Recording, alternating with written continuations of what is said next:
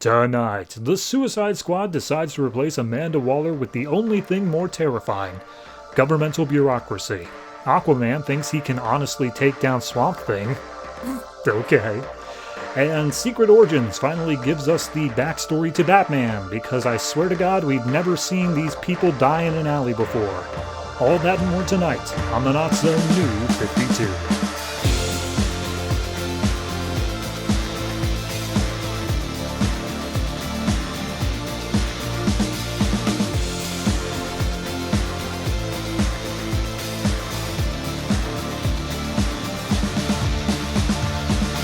Hello everyone and welcome to episode 143 of the Not So New 52. I am your host, and you might notice, if you're watching the video version, something is a little bit different about this week's episode.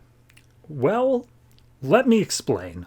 See, I was going to record this episode. Literally, I was getting all set up, and then I was going to move the microphone arm that I have had for about 2.5 years now. And it just snapped. I didn't do anything crazy with it. I didn't throw it with force. I just moved it. And it just snapped in my hands. So I guess what I'm saying is I have superpowers because I can bend metal with my bare hands. Or it's just cheap and old and I, have to get another one. So I jerry-rigged this together here. I honestly spent 3 hours trying to get the arm to still work. Clearly wasn't happening. So then I just threw this all together. So, once I get another arm in the mail later on this week, everything will be fine. But for this episode, you might hear a little bit of a difference. I apologize for that. I literally can do nothing about it. Anyway, let's not dwell on it. Let's go ahead and talk about this week's comics.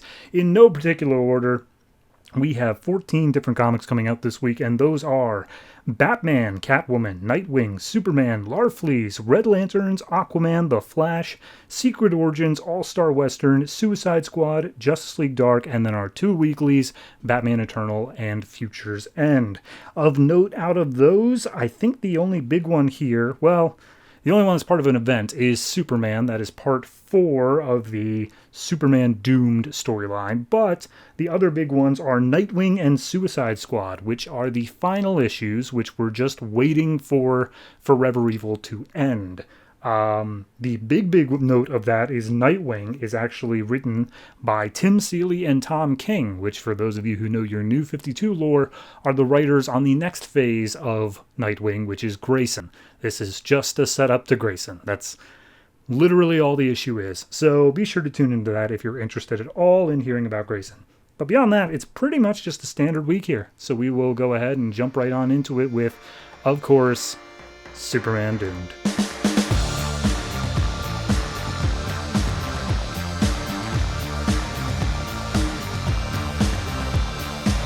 Superman number 31, written by Scott Lobdell, art by Ed Benes and Jack Herbert. So this is the next part of Superman Doomed.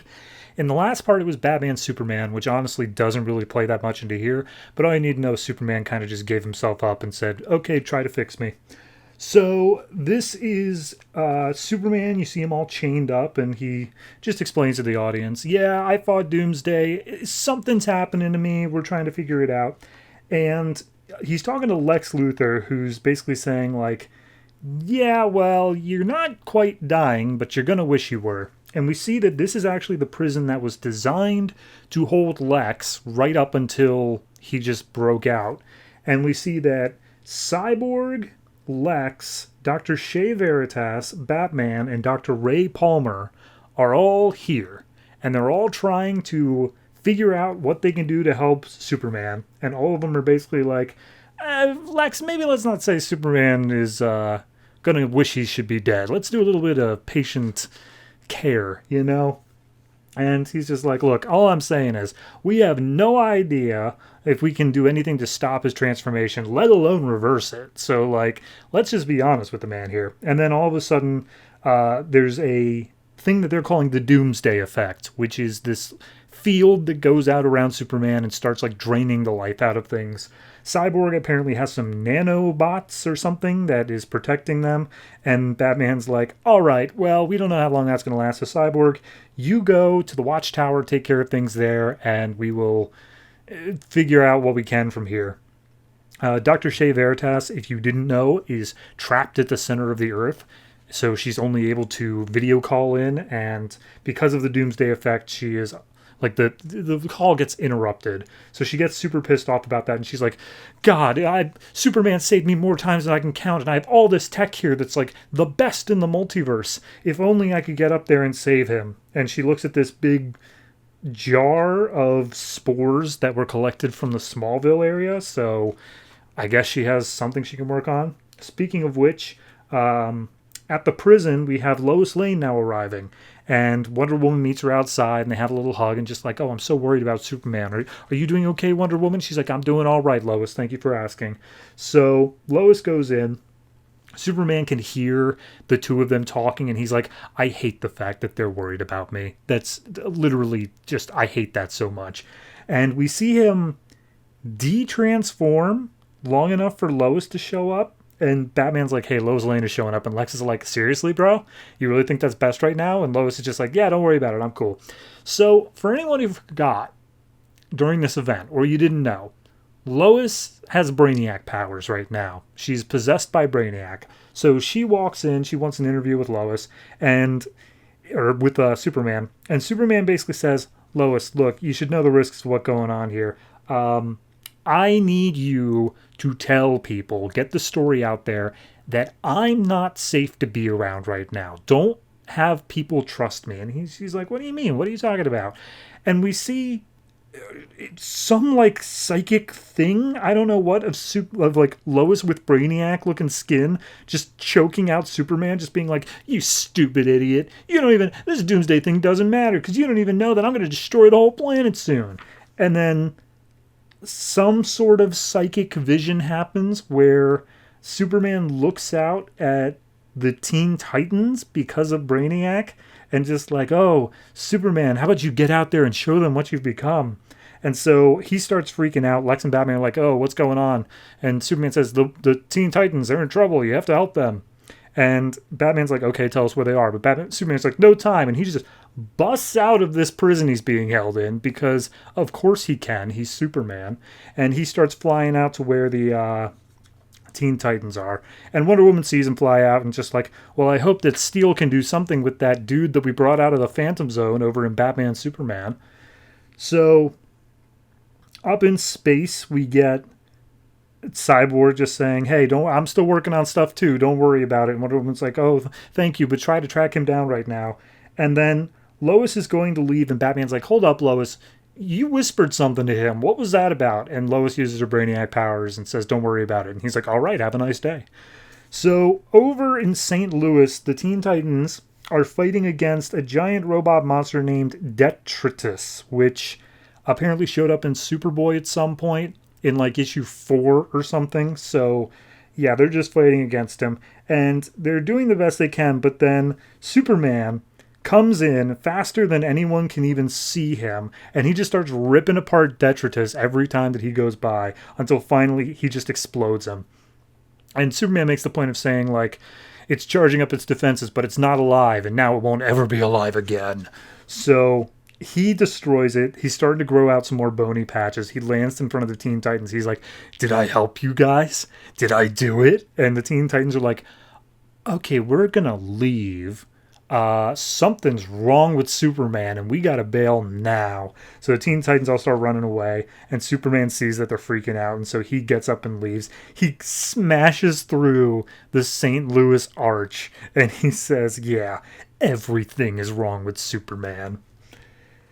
I think this is, it was definitely in prior issues, but I keep on coming back to this idea that the grim, dark, super edgy Superman that everyone thinks of when they think of New 52 is just this. Like, there wasn't much before this that was super grim, dark. Maybe it continues on after this, but, like, this is where it's really hitting in a lot of ways, where it's like, he's not alive, so I can kill him. It's like, okay, buddy, take a step back.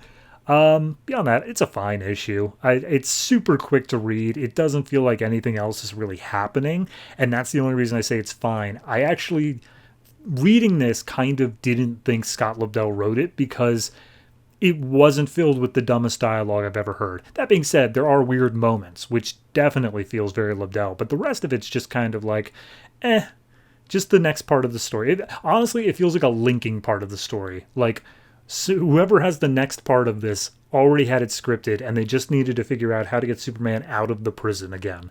That's the only reason this feels like it exists. So overall, I'll give it like 6.5. It's not great, but it's not awful either.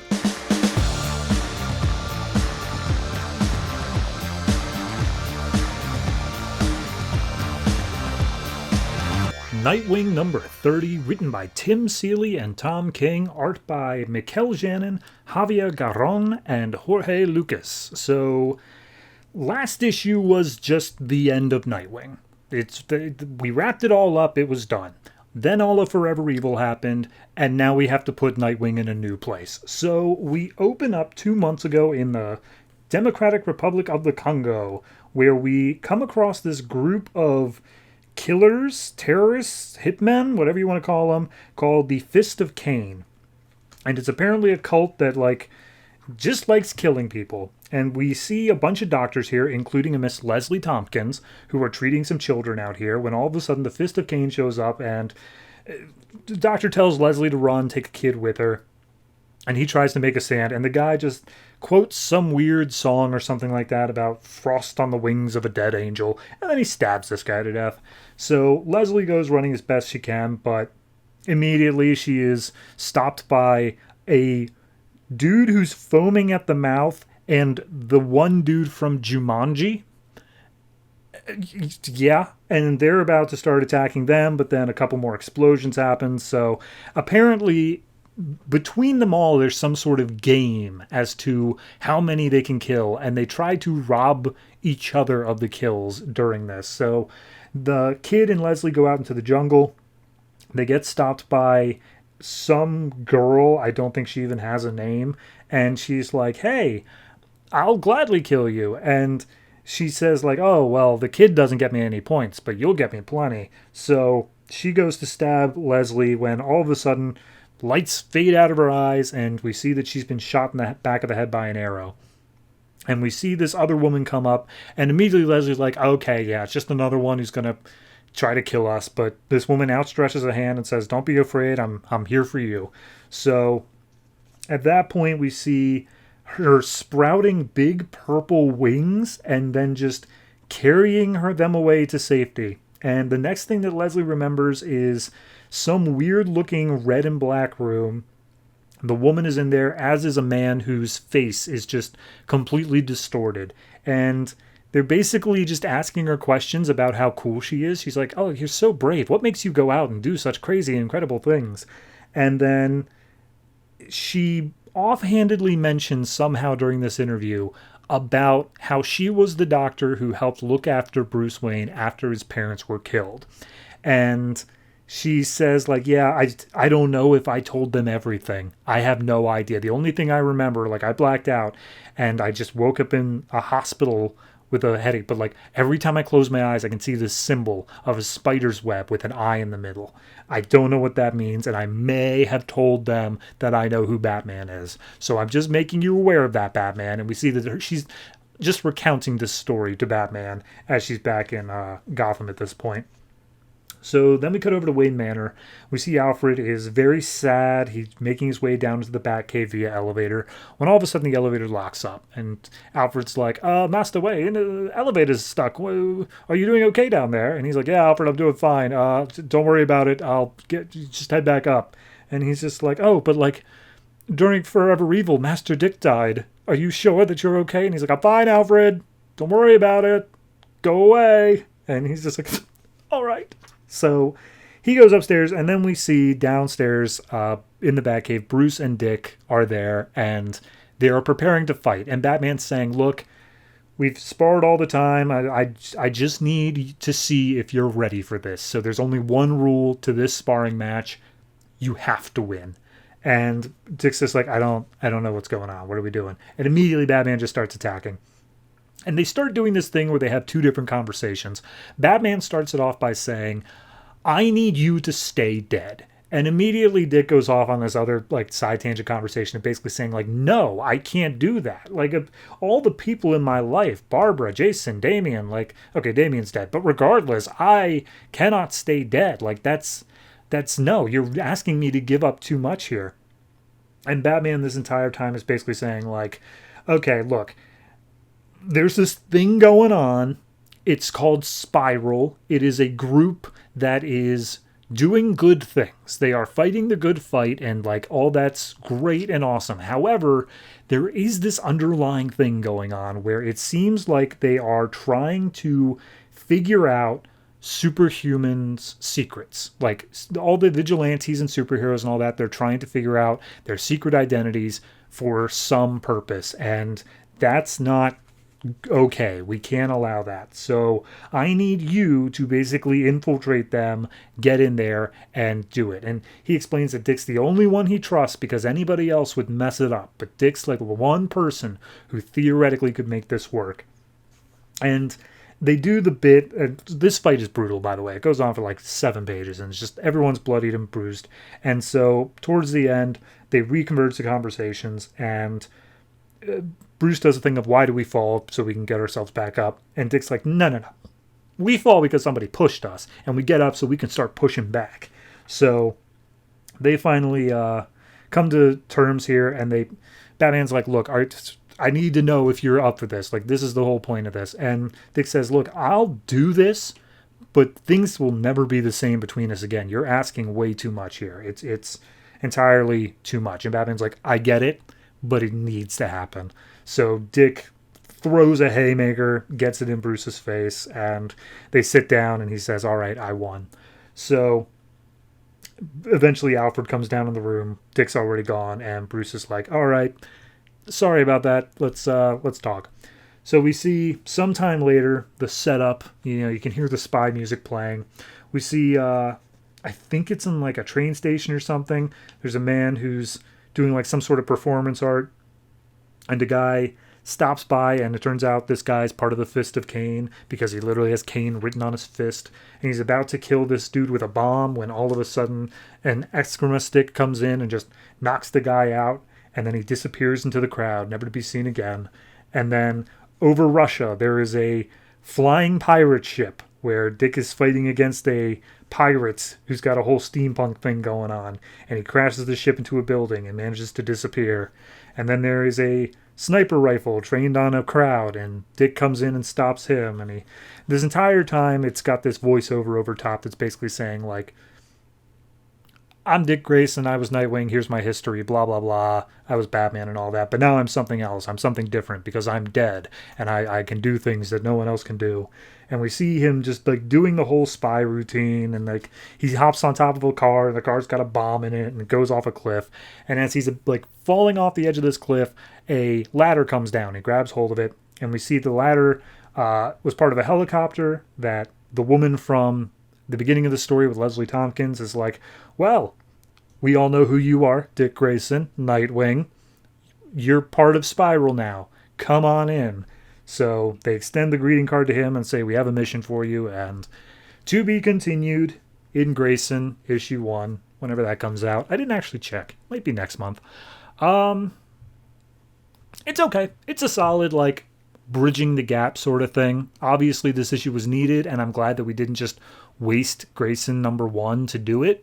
It is a little bit disappointing that this is issue, like, I don't know.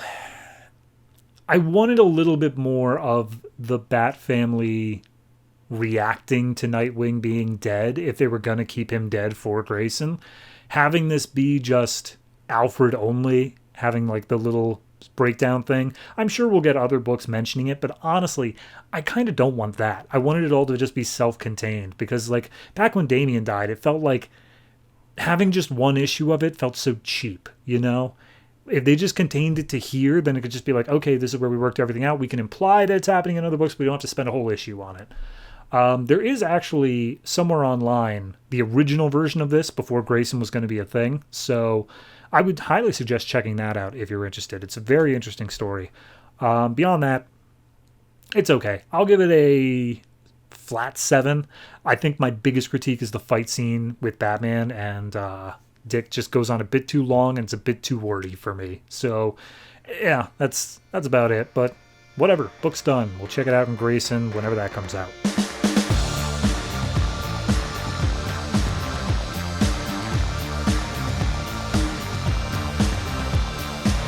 Suicide Squad number 30, written by Sean Ryan, art by Andre Coelho. So, Forever Evil happened, and the only thing you really need to know from that is that Amanda Waller was supposed to have seen it coming, I guess, or been a line of defense, and Black Manta helped out, but he didn't really care. So this picks up in Washington, D.C. We have the Secretary of Defense is shaking hands with Black Manta saying like, yeah, you did great. You saved the world. Here's a full pardon. Don't worry about it. And by the way, like, whatever you do outside of America, like hunting Aquaman, we don't care. Like, you do whatever you want. We're not going to stop you. You're totally cool with us. And Black Manta's like, that seems wrong to me. And he's like, I'm just telling you how it is. So then we cut over inside of like a congressional hearing or something like that, and there's this congressman who's just chewing the ever-loving crap out of Amanda Waller. Just like, you were supposed to defend us. You should have seen this coming. You failed at your job, and we, the people, will hold you responsible, Miss Amanda Waller. And then we get outside of the building, the Capitol, and Amanda's just like, what the hell was that, Joe? And he's just like, oh, sorry, I got an election coming up. I need to be tough on you. That's standard how it is. Don't worry about it. And she's just like, yeah, sorry. Look, I got to get back. The Secretary of Defense wants to talk to me. And it's like, oh, yeah, about Task Force X. And immediately Amanda's like, I'm sorry, how do you know about that? And she's like, everyone knows about that. It's like an open secret now. But here's the thing. It's polling really well. People like the idea of Task Force X. So, yeah, don't worry about it. And Amanda's like, why was I not in the loop on this? And Joe's just like, sorry, hold on, got a call, bye. And he just walks off. So then we get Deadshot, who's apparently being transferred to a top secret facility because I guess he was put back in jail after Forever Evil. And he's being transferred with 2 other prisoners, part of the Masters of Disaster, which I don't know one of them, but the other one is Cold Snap. And so they're loaded up into a truck and they start getting transferred over. And the other 2 were just like, hey, we got girls on the outside with superpowers. They're going to break us out, man. We'll break you out too. And Deadshot's like, no, they aren't. Everyone is super hyper vigilant ever since Forever Evil. Nobody's breaking out of this. You guys are stupid. So then we see Black Manta. He's made his way back to his home, or at least his hideout. And he sees there's a note from like other members of his gang saying like, hey, we took your stuff because we didn't know if you were coming back. Don't look for us. And so he's completely like been robbed here of all of his stuff. And all he has left is a picture of Aquaman just staring back at him. So we go back to Amanda Waller talking to the secretary. And the secretary's just like, all right, look, first things first, this isn't like a meeting. This is me telling you things. So don't talk back, all right? And Amanda's like, I don't think. And he's like, you're right. You don't think. You just hit the nail on the head. Here's the deal. That little show trial thing, yes, we're not actually going to hold you that accountable, but like at the same time, you are accountable. We are blaming you for that. You should, like, you have all of this stuff, no oversight, and you still couldn't protect us for here. That's like, you're the worst, Amanda. So we're demoting you essentially. But yeah, the Task Force X thing. That was a cool idea. You will still be left in charge of that, but you are not doing it without oversight. Government is going to have a lot of say in that because America has a lot of interests overseas. And we think that maybe that would be a good way to promote that, is if we just have criminals do it, but like plausible deniability and whatnot. And Amanda's just like, I'm sorry, do you really think that like doing international stuff is what we should be? He's like, I'm sorry, did you forget? This isn't a question thing. This is, I tell you what to do, and that's what we're doing here. And he explains that Belle Reve, which was destroyed in Forever Evil, has been rebuilt. However, it's being rebuilt in a top secret, like, sort of setting. It's not to know that Belle Reve actually exists anymore. And she will have an office there. She is no longer in charge. And Amanda's like, oh, I didn't even know it was being rebuilt. And he's like, what are you not getting about this, Amanda? Jesus, you are not the boss bitch anymore. You do not get to be looped in on everything anymore. That is not your position. You are now just a team leader of Suicide Squad. Okay? Do you understand that? get out of my office. And so Amanda Waller's just shoved out of the Secretary of Defense's office.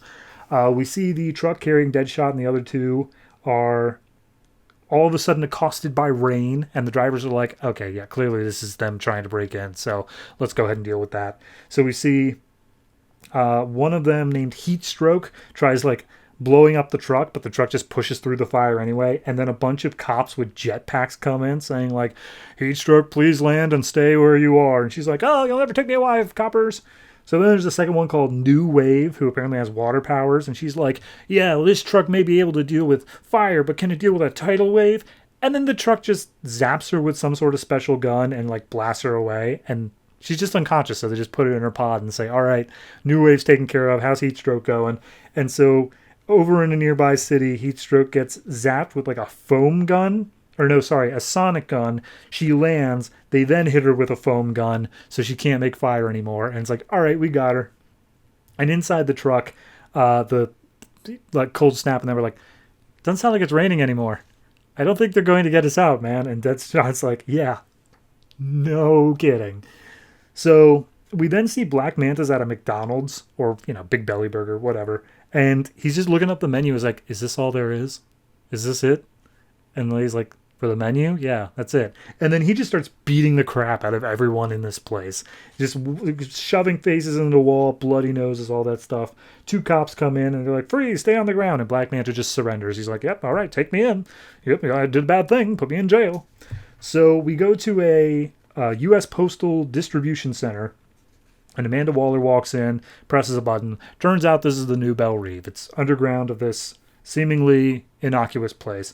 And as she goes down, Deadshot arrives, and he's like, hey, Waller, I didn't realize you'd still be here. What are you in for? And Waller's like, oh, God.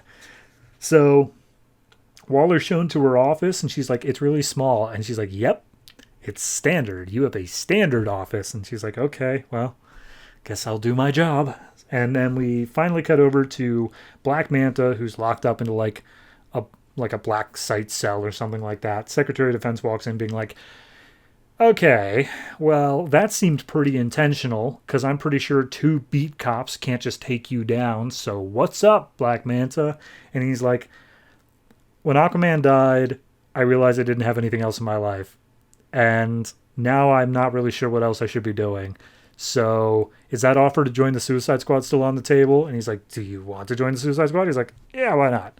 So Black Manta's going to be on the Suicide Squad. There's a book coming out eventually called New Suicide Squad. I don't know if it's the same writer. I don't even know if it's the same team we're dealing with. But yeah, that's setting that up. I don't know. I understand the point of renumbering if you're going to be making a big enough shakeup here where we're getting a whole new team and a whole new everything. It makes sense that you want to come back to number 1, but like an issue like this kind of feels like, I don't know, it should be like a one-shot or something. It doesn't feel like it should be the last issue because it's all set up for the next thing. And it's not like carrying on off of anything else, because they keep on saying like, oh, Amanda, you failed during Forever Evil, but like she wasn't even a part of that. You know, like, yes, the Suicide Squad book had her own thing, but like she was stuck in one location for the entirety of it. She was not a part of Forever Evil. So I don't know. It just feels very disjointed to everything else. It's not to say it's bad. It's just weird placement here as the final issue of this series. All in all, I think it's probably, I'll give it a 7. It's a low 7, but it's a 7. And I think that it is something that has some positive attributes too, but it is just kind of skippable in the grand scheme of things. So, yeah, Suicide Squad. Done.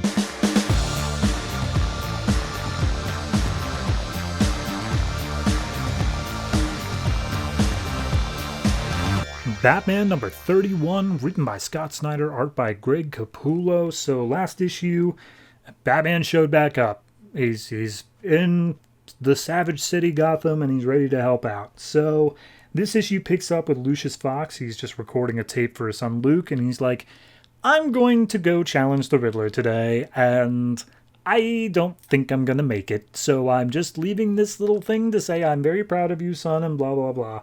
And I'm at peace. Don't worry about me. And then Batman casts his shadow over Lucius, and he's like, never mind. So we cut down to a secret meeting between a bunch of like the secret operative people that came into Gotham and Jim, Lucius, and Batman. And they basically try to figure out, okay, what are we going to do here? And they realize, all right, the only way we're going to be able to move around is we need to figure out his hiding spot. And the only way to do that is to use this special technology we have that is going to backtrace his video feed whenever he uses it.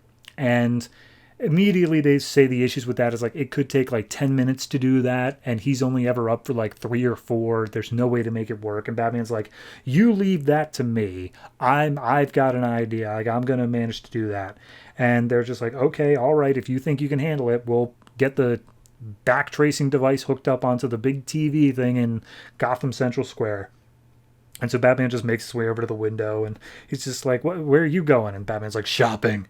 He's like, yeah, shopping. Okay, great. So this is where we get the title page, and there's just a little thing here that I'm just going to explain the entirety of because it's super weird.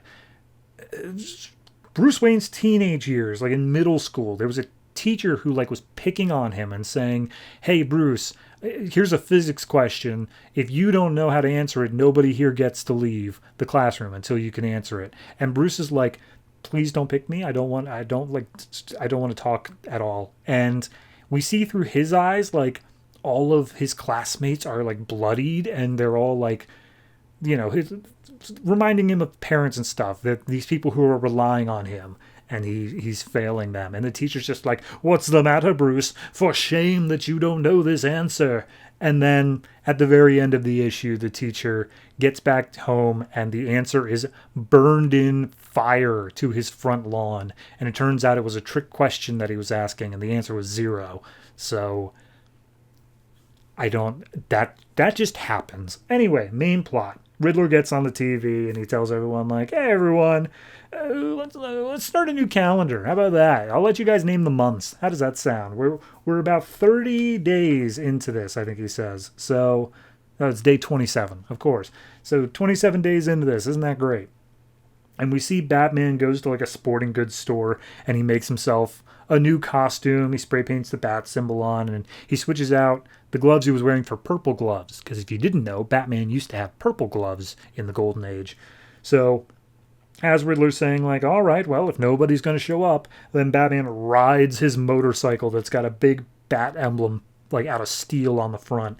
And he wheelies over the people, and he pulls up and he's like, I'll challenge you. And everyone starts looking out their windows, and he's just like, Batman, hey, I thought you were dead.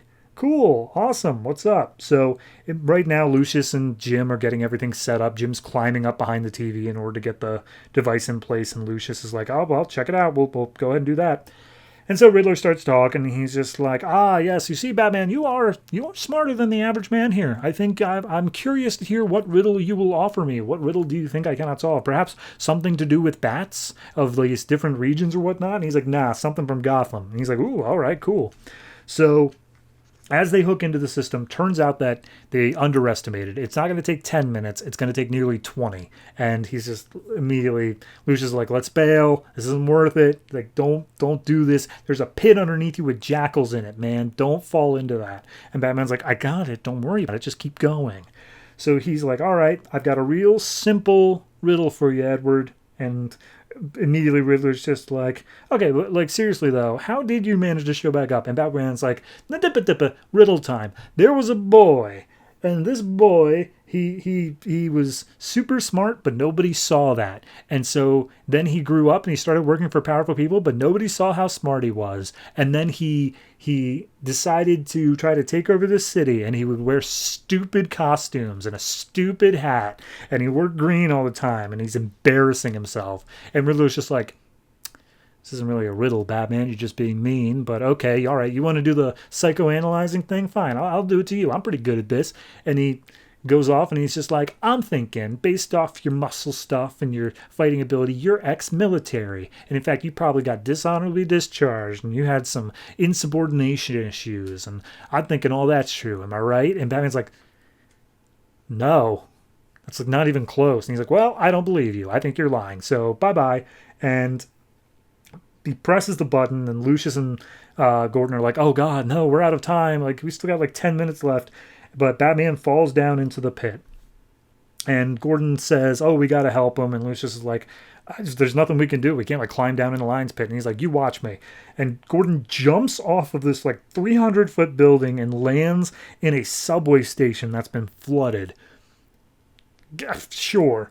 And we see Batman is down in the pit, and Riddler's like, well, he's dead, everybody, until tomorrow. But then Batman's like, you don't think I can survive this? And Riddler's like, you want me to watch you die? Okay, sure, but here's the thing. I got rid of the jackals and replaced them with lions, so good luck with that. So then 2 lions come out, start attacking Batman. And this is where it starts intercutting with like that physics problem thing, and Batman gets more and more freaked out about it. And it's intercutting with this specifically to show that like Batman can't fail the people of Gotham here. He has to be successful. Is the only way this works. So Batman starts fighting against literal lions. It's also in an underground like garage, so he's using cars to his advantage. He slices open a gas tank, puts some of the gas in his mouth, and then does it as a flamethrower onto these lions.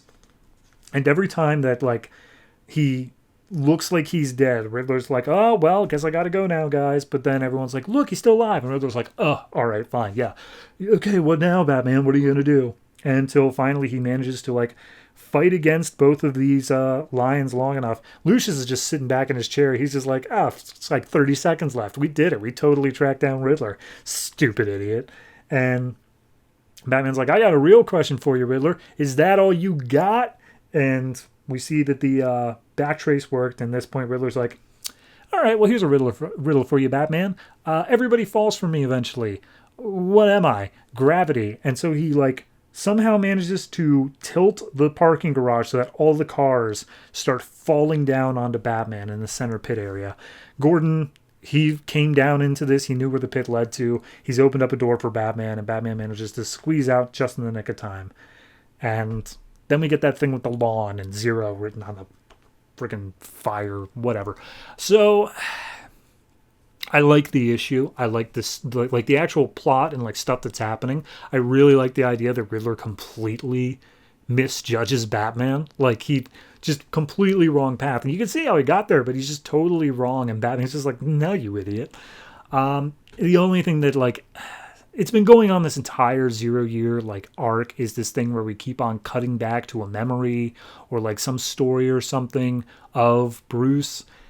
And this one just felt particularly annoying because it got to the end and it just kind of felt like, what the hell was that? You know, it just felt unearned in a lot of ways. So yeah, I don't know. That was the only part I didn't like, but the rest of the issue was fine. So I'll go ahead and give this one 7.5. It's really good, but I just can't push it over into like great territory. So we'll see what comes next time.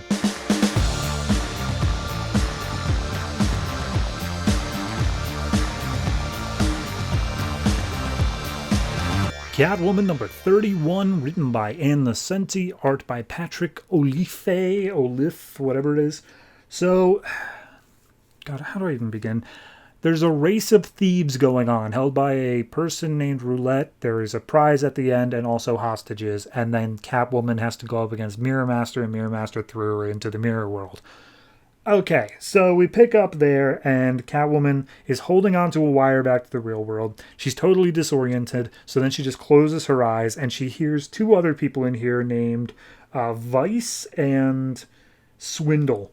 And they're arguing with each other, and Catwoman's like, all right, well, I can maybe turn this to my advantage. So she throws one of her little charm bracelet things to explode. She turns to Vice and Swindle like, hey, this mirror world crap's crazy. You guys want to work together? And they're just like, she's stupid? I mean, sure, Catwoman, we'll work together. So then she throws a bomb that allows them to escape from the mirror dimension, which just doesn't make any sense with what I know about the mirror world. And immediately Roulette's like, hey, good job, you 3. You made it to the winner's circle, despite not doing literally anything right there. And we then see, what's his name? Johnny Volt his powers are going too crazy. Sorry, Thaddeus Volt, that's it. And Roulette's like, you're out of the game because you're too unpredictable. He's like, what if that's part of my thing? Unpredictability, that can do a thing. And she's like, fair enough, you're back in the game. And so then Roulette reveals, okay, that was all just preliminary stuff. The people who are left, you've got the stuff. So here's the real mission. There is a mansion that apparently has some like secret thing underneath it, and they are currently excavating it. I don't even know what it is, but you have to get in there and steal it. Got it? And Roulette's like really baiting Catwoman for some reason, saying like, "Oh, you're not going to get out of this until I say so. I've rigged all the odds. You couldn't lose if you tried, Catwoman." And so all the villains go off. Meanwhile, Catwoman goes and talks to the dude they have hostage, and he's just like, "Please, don't forget about my child. I'm a character." And Catwoman's like, "Don't worry, I won't forget." So then she goes to Gotham, I guess, and she sees that Thaddeus Volt is in a bar hitting on this woman, and he uses his powers to charge her phone, and then he can't control it, so her phone explodes. A couple guys come over being like, "Hey man, I think it's time for you to leave." And he gets so worked up that all of the lights in the place explode, and so Catwoman has to step in and be like, "Hey guys, I saw some SWAT officers lining up in the back. We might want to get out of here." And so everyone just leaves the bar. And she's like, "All right, look, Volt, I can use you for my plans, but I need you to stay sober, because when you're drunk, you can't control your powers." And he's like, "I promise." So there was a camera placed in the GCPD office like forever ago. Apparently it got kicked under the desk at some point, but they can still hear audio. And they're talking about how there's a new guy that is doing some forensic stuff, and it's managing to bypass all of like the other forensic labs and like autopsy reports and stuff. So that sounds super weird. So Catwoman's going to go check on it. Meanwhile, Volt is being tested on by Tesla, and they're trying to control his powers as best they can. Turns out that they blew a fuse or something, so everything goes dark for a second.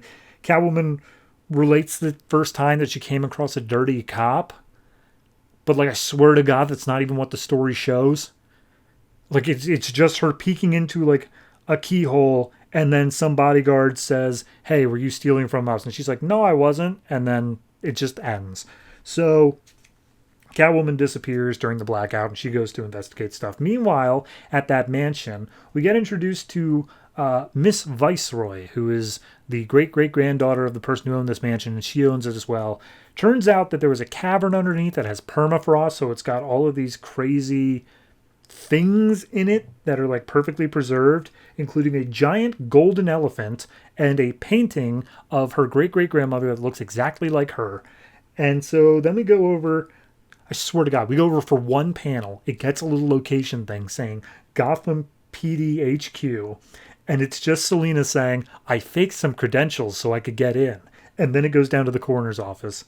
And we see the new guy there saying like, "Hey, I was brought on by private money to do this forensic stuff. Don't get in my way, Mr. Coroner." And Coroner's like, "That's not how this works, bro. You literally cannot just walk in here and say private money and then just do whatever you want." He's like, "Well, I am. You got a problem with that?" So it turns out that he's doing some work for the Viceroy people and trying to figure out who killed the great-great-grandmother back in the day, because apparently it's a cold case. And Viceroy and this dude are talking about it and saying like, "Oh yeah, it's so mysterious, and like all this stuff in the 19th century is so cool." And then she shows the painting and says, "Wow, it looks just like you. She's beautiful." And then Catwoman walks in as Selena and says, "Hey, can I talk to the detective?" His name is Gilbright. "Can I talk to this guy in forensics for a while?" And Viceroy leaves, and she's just like, "I know you're a dirty cop, so you better let me in on this." And so Catwoman then goes talk to a few other dirty cops and says, "Look, Viceroy State, here's a list of everything they're pulling out of the ground. I need you to focus on like these specific items, and don't touch the elephant in the room." And they're like, Is that like a joke?" And she's like, "No, there's an actual elephant in the room." And they're like, "All right, got it." So I'm going to skip a lot here because, honest to God, it's just the dumbest stuff. Apparently, all of this, like, she's made a bunch of allies. Earlier on, she talked to Mirror Master about, like, hey, maybe we should team up as well. So she's made a bunch of, like, temporary allies here. And we see Mirror Master and Golden Glider go in and steal the giant golden elephant. Vice and Swindle break in, and they're looking to steal some stuff as well. Swindle betrays Vice. Catwoman teams up with Mirror Master again. And then he inevitably betrays her. She goes over to Volt and says, I need you to do a blackout. But he got drunk against his word, so he may not be able to do it. Catwoman punches him in the face. That's enough to cause it. And she puts her final plan in action where she breaks in and she steals a trunk full of love letters that she had are just pulled out of the ground for some reason. And she uses the same escape route the Mirror Master uses and takes it back to the Race of Thieves. And we see Roulette is super impressed by the giant golden elephant. And she's like, oh yeah, this must be at least $1 million. Great job. And then Catwoman comes over with the love letters and says, these are love letters from famous people throughout history. Like, here's some from Napoleon and Josephine. Like, I've already got a private buyer. It's valued at $1.5 million, more than $1 million. So Roulette says, oh, Catwoman wins this. She does it. So the next thing is an actual literal race that will involve cars and such. So get ready for that. And then we see that Selina is apparently doing undercover work at Gotham City PD.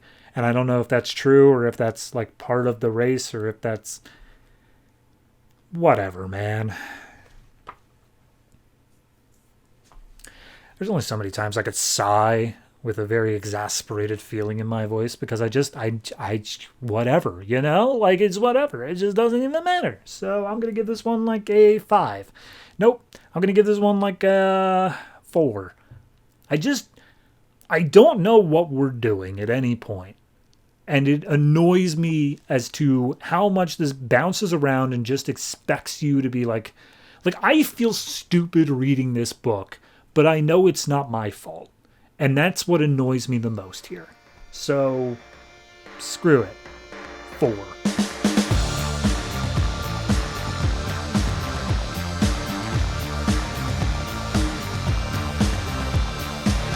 Larfleeze number 11, written by Keith Giffen and J.M. DeMatteis, art by Scott Kolins. So last time, the House of Tuathan decided to try to set a trap for Larfleeze, and he fell right into it. He went to go get his butler, and wouldn't you know it, yeah. So this issue is so hard to recap because it's essentially the same joke for like 20 pages. It's just like the same 3 things going on over and over and over again. So I'll do my best, but like just know that that's an issue. So Nort's there. He's fighting against some of the gods because they're causing a ruckus and like destroying this planet of robots. Larfleeze is now fighting against the gods as well because why not? Except for Wanderer, who is still doing her thing of she plans on marrying Larfleeze and using the butler as like a dowry. So we see all of the like 2 of the robots down below, which are named Scott and Frank. They are looking over everything and they're like, oh, our planet is being destroyed. We have to do something about this. So Nort shows up and he's like, okay, I didn't know Larfleeze is going to be here. I'm calling in the rest of the Green Lantern Corps because I am not prepared to deal with that. But then the big guy, the Lord of the Hunt's like, nope. We're already having a problem dealing with 2 ring wielders. A whole bunch more showing up, not going to work. No reinforcements showing up. And Nort's like, pshaw, you can't stop me. And then it gets a little joke of like, thank you for calling the Green Lantern Corps. Your call is important to us, but volume is very high today. And he's just like, all right, well, I got 2 options. Option 1, run away. I might do that. Option 2, I can make a man out of myself and become a legend. So he's ready to join the fight. Wanderer's fighting against her siblings, saying like, please don't attack my future husband. They're like, please stop saying that. Don't do this. And she's like, you guys think I'm just this beneath you. I'm not as good as you. Well, I'm going to show you that I am ready to dedicate everything I am, my love, my loins, to Larfleeze. And Larfleeze is like, did she say loins? What? What's going on? So Nort bats away Larfleeze with a bat, and like a literal bat, and then Wanderer attacks Nort. The butler, Stargrave, is like, hey, Wanderer, I feel like we've become pretty good friends over the course of this book. Question, why are you selling me back to Larfleeze? I really don't want to do that. I was miserable. And she's like, oh, no, I'm not selling you back. You will be our butler. You know, husband and wife and butler. We'll all be one happy family unit. And immediately the brothers and sisters are like, girl, you're crazy. Stop it. Like, what are you doing? This is all part of the, like, he's the bait for the trap. We need him to be there. And so we then see the robots, Scott and Frank, have seen this absolute genocide of their robot kind in order to make this giant trap thing work. And they come to the realization that if there is a personality chip that was embedded in this trap, then they can interact with it and possibly use it to take down the whole thing. So they go off to try to do that. Nort and Larfleeze continue fighting. There's just this one joke here where Larfleeze basically says, I'm not a stupid puppy, after Nort calls him that. And Nort says, you don't like pups, are you? What are you? Anti-dogite? This book has one more issue. Just one more issue.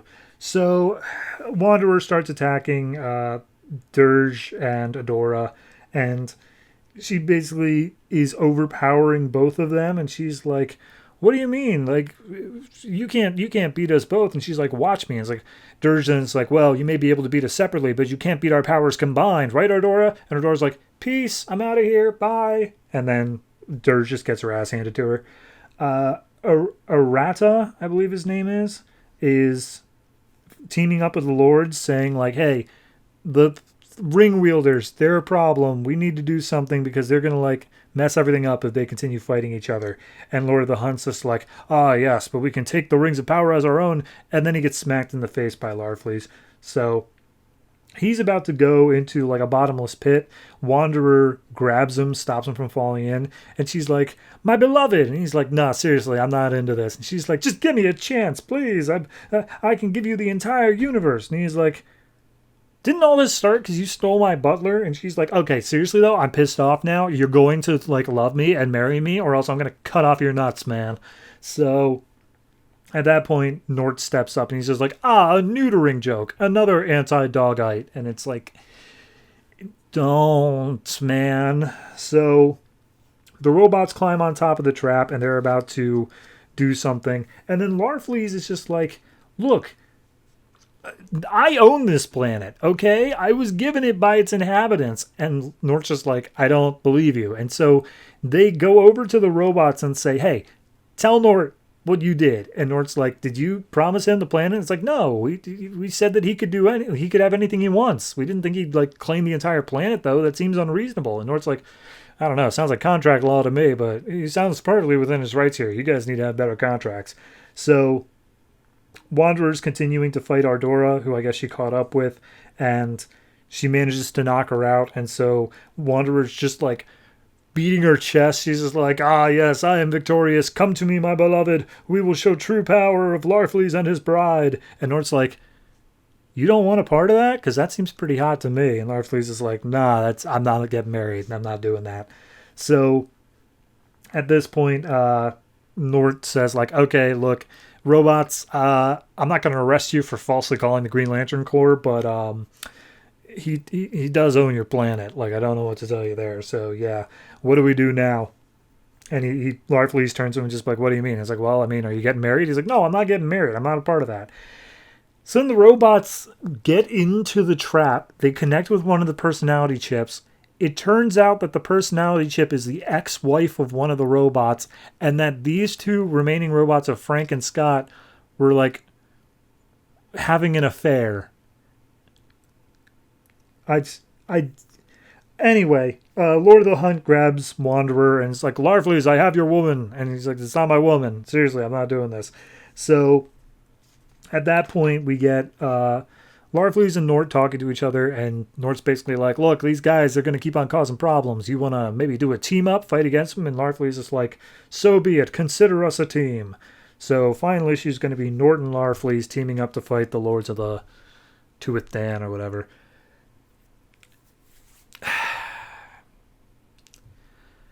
I really was giving this book a lot of credit. You know, I was really like, some of the jokes are funny, and I was enjoying myself. But like, this book was exactly 3 jokes, and one of them just lands with a thud. So for the most part, I'm done. I'm okay with the one more issue. I'll see how it ends. I don't know. Maybe I lost the plot somewhere. Maybe I just, like, missed it. But this seems more like, hey, we're contractually obligated to give Keith Giffen, like, a book where he doesn't get edited, and then they just did this. So, yeah, it's like a 5. Like, I can see how people would like it, but for me personally, I was done with this book 2 issues ago, and I don't know why it's still going.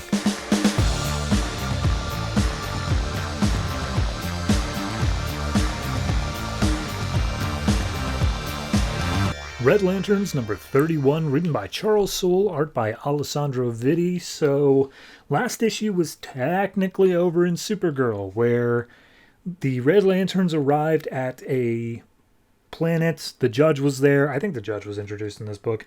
And Atrocitus approached the Judge after Supergirl said, hold on a minute, I'm going to go get the blood so you're not so crazy anymore.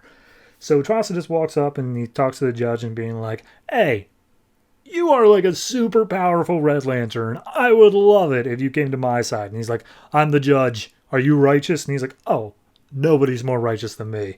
So Judge launches in, attacks Atrocitus to like peer into his mind. Dexter comes in for the attack and just gets swatted away. So then Dexter makes some construct armor. And Atrocitus is like, no, it's cool. Go ahead, look into my mind. And the Judge is like, well, this is weird. Like, according to the laws of my people, you are an absolute monster, but in your mind, you are completely self-righteous. Like, you see everything you do as totally righteous. So, who am I to judge by the laws of my people if you and your people think that you're totally good? And he's like, yep, I believe in pure justice of the universe, and I am seeking to go after it. By the way, I'm the maker of the Red Lanterns, and you're a Red Lantern, so you should probably listen to me. So then nearby we see Guy Gardner and Scalix, and Scalix is like, all right, Guy, things are a bit nutty. What do we do? And Guy's like, I have no idea. I am way in over my head here. I mean, we shouldn't have split up. That's the first thing. That was stupid. So then all of a sudden Supergirl and Bleeze show back up, and Supergirl's like, hey, I don't have time to explain, but I have a plan, and I found the Judge, and I just need to go get some blood. Bye! And so she flies off back to the ship. So going back up there, Zilius is already up there and just like, hey, Zilius, we brought along a whole bunch of the blood ocean, right? And he's like, yep, it's sitting in the cell block or whatever. And honest to God, if you're going to do something with it, please do, because I don't know if that stuff's going to burn through the hull. And she's like, right, got it. I'm just going to take it. So she rips the entire cell block out of the ship, dangles it over the planet where the Judge Atrocitus are, and just breaks it open, and it comes down like rain, and immediately like Scalix and Guy and all that are like, okay, that's probably not going to end well. Let's go over there.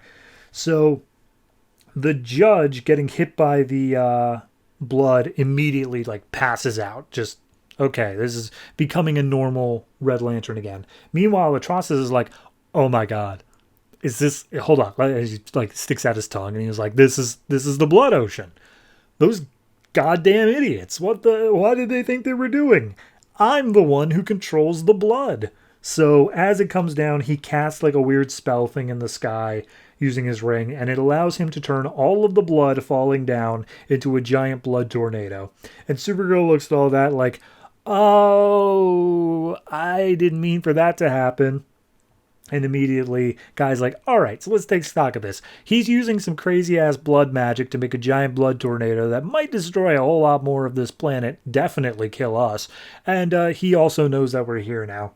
And at that point, Supergirl like starts apologizing, just like, okay, well, I'm sorry, but like, I can fix this. He made us the way we are as Red Lanterns. Screw that.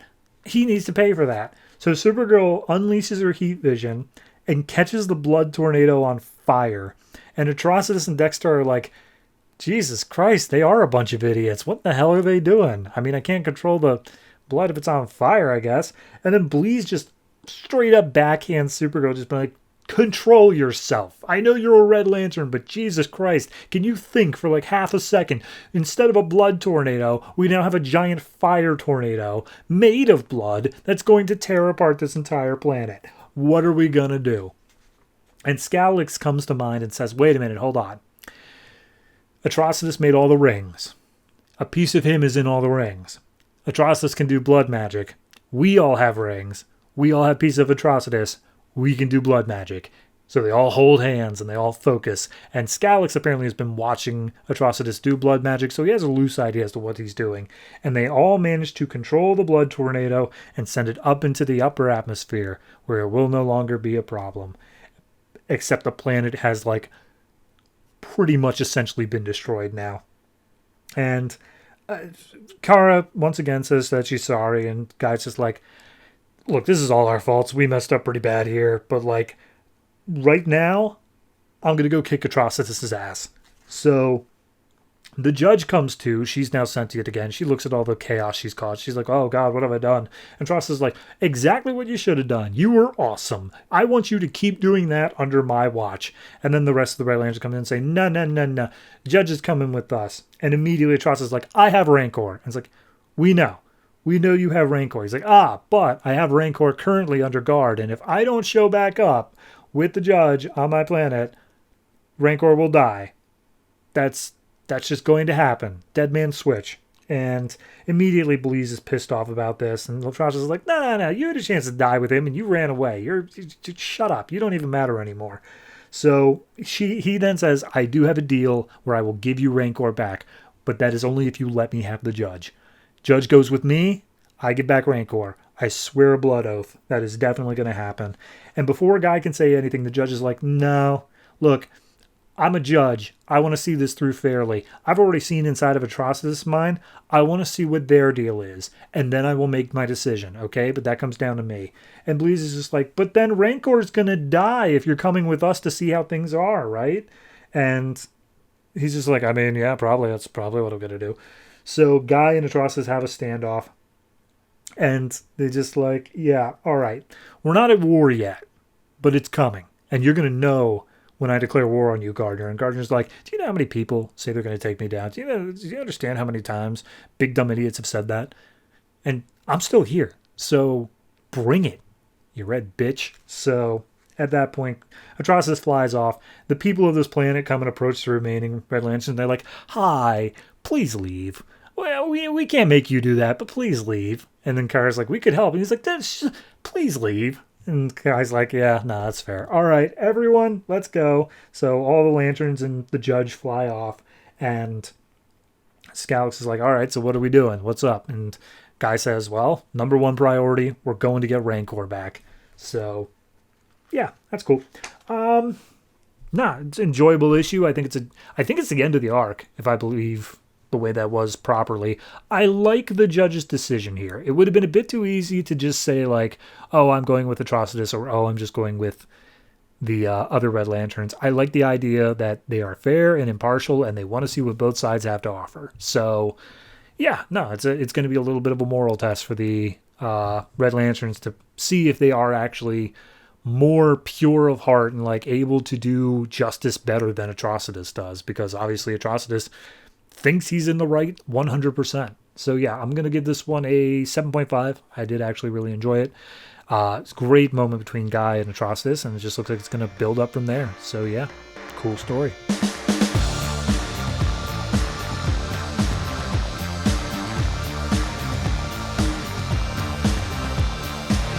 Aquaman 31, written by Jeff Parker, art by Paul Pelletier and Álvaro Martínez. So this is kind of like a little mini crossover with Swamp Thing, because way back like 4 issues ago in Swamp Thing caused the algae all over the earth to bloom, like huge amounts, and Aquaman was like, oh, that's not cool. So this issue picks up with Aquaman trying to track down Swamp Thing. We have him with Yawara from Aquaman and the Others, and they are teleporting around the Louisiana bayous, because they figure, yeah, that's probably where he's at. And also, in the last issue of Swamp Thing, Aquaman showed up and met with his supporting cast. So they're teleporting around looking for where he is, and Aquaman feels in the water, feels that like something's going on somewhere else. Nearby, we see a couple of cryptid hunters are looking for the swamp ape, and they come across one of Swamp Thing's like husks that he sheds out of, and he's just like, oh, we must be close, we're hot on the trail. And they hit him with some tranquilizer darts that turn out not to be tranquilizer, but herbicide. So at that point, Swamp Thing does appear in front of them, and it's just like, there, you found me. Go away. And they're about to try to, like, shoot him with it, and Swamp Thing's just like, it's always guns with you guys. You always just try to kill cool things. And as he goes to, like, attack the people, that's when Aquaman jumps in, knocks over Swamp Thing, and they start getting into a fight. And Swamp Thing's like, I'm sorry, what? Why am I fighting Aquaman? He's like, oh, you almost ruined the seas with your algae. And he's like, oh, right, that. Look, that was just to prove a point. Don't worry about it. I'm never going to do that again. And Aquaman just, like, keeps on attacking. He's just like, are there others like you who can do that? Can other people destroy life on a whim? And he's like, okay, Aquaman, look, I don't think you're, like, totally useless, but you're fighting a plant god. You do not stand a chance here. And he just starts wrapping up Aquaman. So we go down to Atlantis, and we're following Mera's plot now. If you remember, someone had an assassination attempt, and Mera's trying to get to the bottom of it. And quite literally, they mean that. So it's her, some other advisor guy, and then the wife of Orm.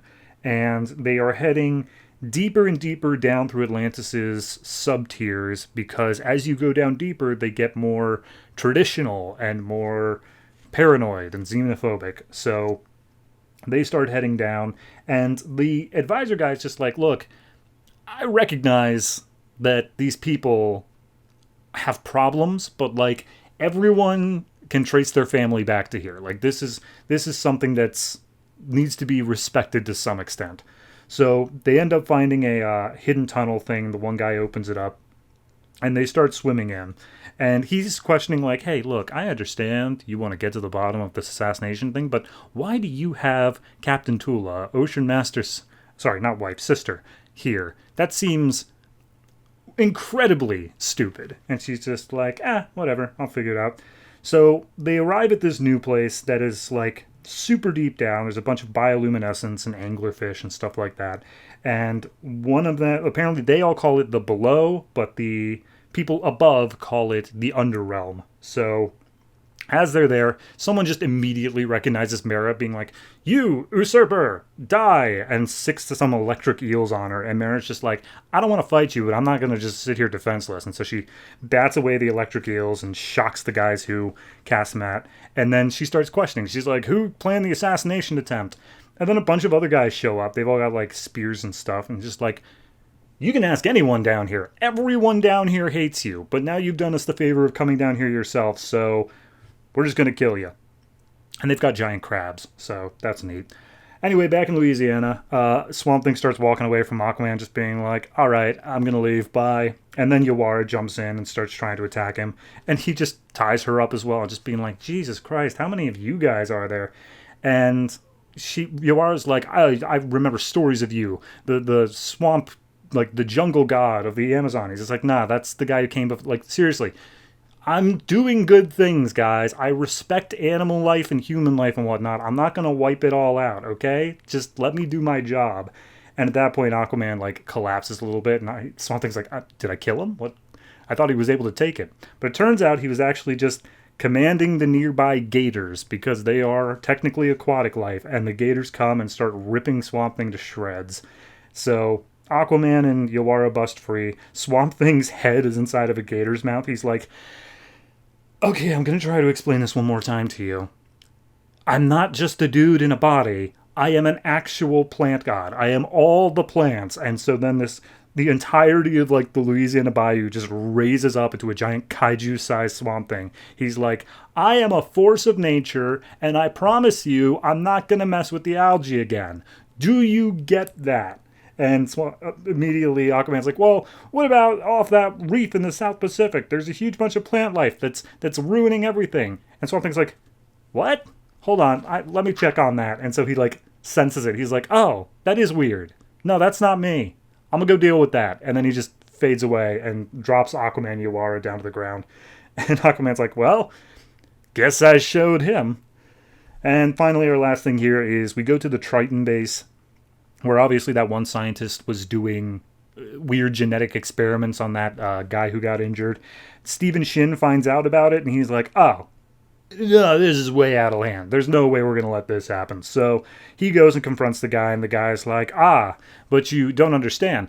Technically, he died for 2 minutes. So all of the cells I'm doing are donor cells. So totally legal. Anyway, I'm just now finishing up the Chimera. So it's going to use some of Aquaman's notes and stuff like that. He's high powered up, but he's putting in a cerebral command unit in order to command this beast, and we see his eyes open up, and I'm sure we'll get the payoff to that next time.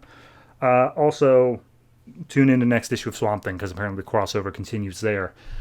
Anyway, I like this one. I like this idea, because I don't want to say that, like, you know, Aquaman can't hold his own against Swamp Thing, but, like, no one can hold their own against Swamp Thing, you know? And it's just funny that Aquaman comes in, he's just like, hey, plant god, I want to have words with you. And Swamp Thing's like, no. Why should I listen to you? Bye. Beyond that, it's a solid issue. I would give this one I'll give it a 7.5. It's very close to an 8. I can't explain exactly what it's missing. I think it's just a little bit something with the Mara story, but everything going on with Aquaman, I'm down for. It's super fun.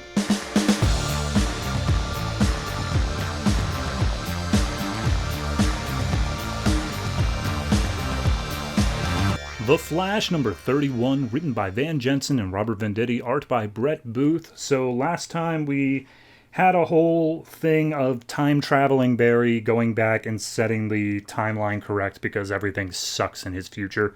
And then current Barry is having time slips, and there's something about weapons being stolen from the lab during Forever Evil. Whole bunch of crisscrossing stories. So we open up with a guy running down the street. He's freaking out, and he's being attacked by this villain named Black Mold, who seems to know him personally. And the guy named Rick says, hey, we had a deal. And Black Mold's like, so what? And then he uses his tech/ability to cause a super growth of, like, fungus that just fills this guy up. So, yeah. As he does so, a couple of people get photographs of Black Mold. And as the police arrive, specifically Barry's like, wait, a dude was being murdered and you were taking pictures? And it's just like, well, what do you want to do, fight him? Yeah, no, I took pictures. And so he gets the pictures sent to him, and he goes over to Captain Fry, and Captain Fry's like, well, let's get some evidence, see if we can figure out who this is. And it's just like, I already know, it's Black Mold. He was here. He showed up a few years ago. He was a villain for a while, but then he was put away. So he's back again, I guess. And then Iris runs up and just like, Barry, and he's just like, well, what is it? He's like, oh, so this is Black Mold, right? And he's like, how do you know that? And he's like, oh, those people tweeted it out. It's all over Instagram. I'm just like, son of a all right, yeah, no, it's probably Black Mold, I guess. And then Iris is like, okay, but, like, regardless, I wanted to ask you about maybe if you could hang out with Wally, because he's acting out and he needs a father figure and all that stuff. And he's just like, I mean, yeah, I'll see if I can make some time. So at that point, Patty comes up just being like, don't you think you're overexerting yourself just a little bit here? And he's just like, nah, don't worry, I'm the Flash. I can handle it. Everything's going to be fine. Don't worry about it. Also, I'll plan a date night for us soon. Promise. So then we cut to 16 years from now, and this is when all the other Flash's stuff happens. And I'm just going to run through it all now, because it intersplices, but it's just faster to get it out that way. He arrives at this gala event. We see a bunch of rich people are there, and they are, just saying to Police Captain Fry, who's there, like, oh, yeah, no, make sure you're protecting us. And then all of a sudden, Mirror Master shows up, and he starts telling everybody, hey, give me your money, give me your stuff. And they're like, haha, joke's on you, we have the police here. And so Mirror Master captures the mayor's wife, brings her into the mirror dimension, and threatens everyone, saying, like, oh, yeah, I'll trap her in here forever, unless. And so at that point, Flash runs in and pushes Captain Fry into the mirror dimension, and he's just... Fry's, like, pissed off that Flash is here for some reason, but he then is just like, don't worry about it. I've got this under control. Just do what you need to do. And so we see Flash then attacking Mirror Master. He's putting all of the people into the mirror dimension, and then he manages to get Mirror Master out because Captain Fry threatens him from inside the mirror dimension. So at that point, Mirror Master's like, haha, but I still have the gun. And then Flash just runs up, breaks his arm, and steals the gun. And he explains, the reason I'm doing this is because there's going to be an earthquake. And because you were like in between, like you had all these mirrors up and stuff like that. All of the people here were going to die, and you'd be remembered as like an actual murderer. And he's just like, that's impossible. You couldn't know that. And then the earthquake starts happening. And he's just like, no, I came from the future. This is the truth. I'm going back and I'm making sure that everything's fixed. And I just had to make a pit stop here in case I'm not successful later on. So, bye. And as he leaves, Captain Fry has the mirror gun so that they're able to get out of the dimension later on. But Mirror Master's stuck in the real world. The mirrors start collapsing and shattering. And he's just killed. Straight up impaled by all of the mirror stuff.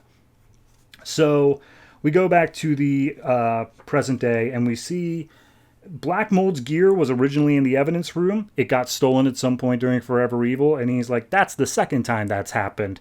I think that these two used to run in a crew, Mogul and Black Mold, and somebody knew about it, and they are using that to steal their stuff and make it seem like they're doing things. And the director sings just like, fine, whatever, but investigate this on your own time. I'm not going to fund that. So Flash goes around to the places where their crew used to hang out, and as he gets to one of the last locations, he notices that like it looks super messed up, more than it should be. And then a couple other detectives show up, and they're like, who's there? And so Barry turns back into Barry, and he's like, oh, it's just me. I was just investigating this on my own time. Ha ha ha. And they're like, whatever, get out of here, man. He's like, yeah, no problem. So at that point, we cut over to Iris and Wally. They've been waiting for Barry, and Barry shows up. He's like, oh, sorry, I ran a little bit late. And Wally immediately is like, you want me to hang out with this dude? He's the one who got me busted. Screw this guy. And Barry's just like, yeah, well, you're no ray of sunshine either, kid. Jesus, you vandal. So Wally storms off, and Iris is like, hey, I get it, but like, I don't know anything about Wally. I've just kind of inherited him after everything that's happened. I didn't know him growing up. Could you do something that's just like dudes? A sports game? Can you do a sports ball thing? And he's just like, yeah, all right, I can get like some football tickets or whatever. And so Iris gives him a hug and says thank you. And I think that's the issue. So it's not a bad one. I do wonder how much the present day timeline's really gonna amount to anything, because I like the future Flash coming back stuff. That seems interesting to me. And obviously we're building up to the point where he's going to arrive at like present day. He's going to come back and he's going to do something with current Barry and saying like, oh, you were too weak, blah, blah, blah. But I want the present day plot to matter somehow in like tying into that. And right now it does feel like it's a decent mystery going on, but it definitely feels like the back matter. It feels like the stuff that doesn't really matter to the plot that's going to be building up. So I'm curious to see how that turns out. But regardless, I think I'm going to give this one just I really don't like the Brett Booth art either, by the way. So I think I'm going to give this one just a flat 7. I'm trying to overlook the art, but like, it's a lot. It's a lot.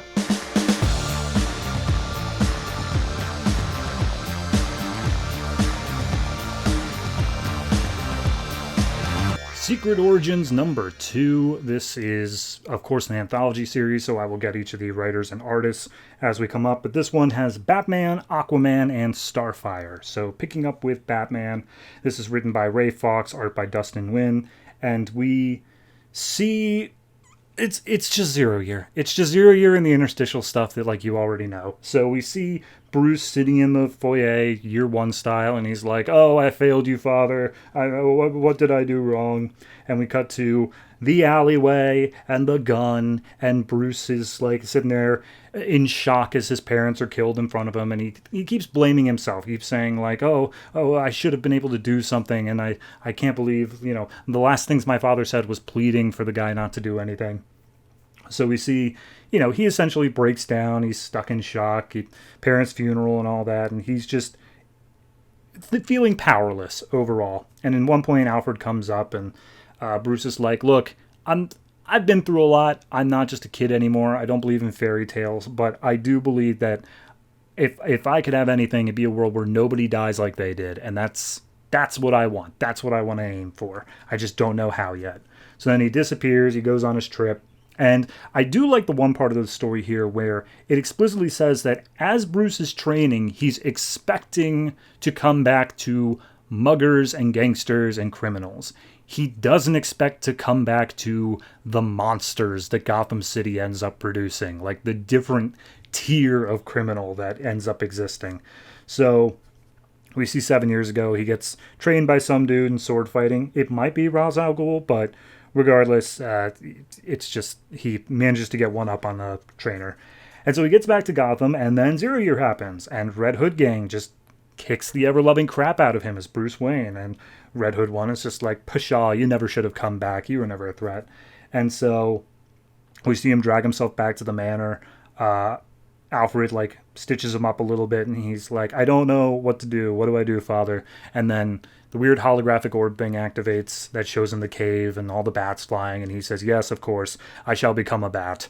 And then final page is basically like, yeah, things changed pretty quick after that. The Red Hood gang collapsed, but a whole bunch of new villains started popping up. But they call him a maniac, a demon, but he's a hero. So that's that one. It's fine. It's okay. I think it's like I forget if I rate these individually or overall as an issue. I think individually, I'd give it like I'll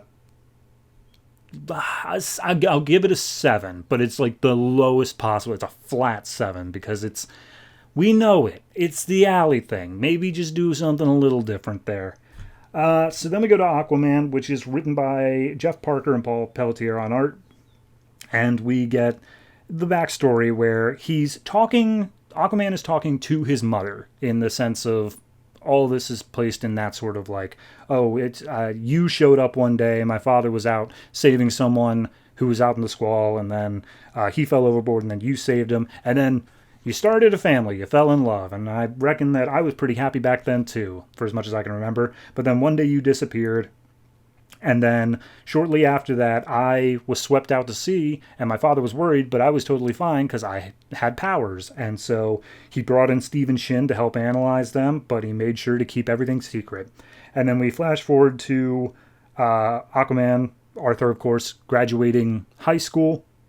And as he's doing so, his father's super proud of him. He has a little bit of a fever, but he's still getting up out of bed to come to his son's graduation. And this is where Stephen Shin pops in. And he brought along a reporter. And he said, hey, we had a deal. Once he graduated, then I can share my story. I can, like, get all of my research out there. And immediately the dad's like, no, it's too soon. And he looks at the reporter. He's like, I mean, it's not true. And so he's, like, gets a little bit woozy. Arthur's like, my dad's feeling a bit sick. Can we talk about this later? And so he heads home. Arthur was invited out onto like a boat with some friends. And so his father's like, you go do that. I'm going to deal with Stephen Shin.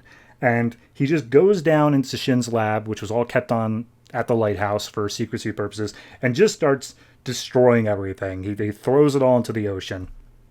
So out on the boat, Aquaman comes up with like a ton of fish in a net, and he's like, his friend comes up and he's like, wow, look how much fish you caught in this net overnight. And the guy's like, dude, the winch isn't working. And we all know like what you are, man. Like you just carried a ton of fish up out of the water. And he's like, I don't know what you mean. He's like, yeah, okay.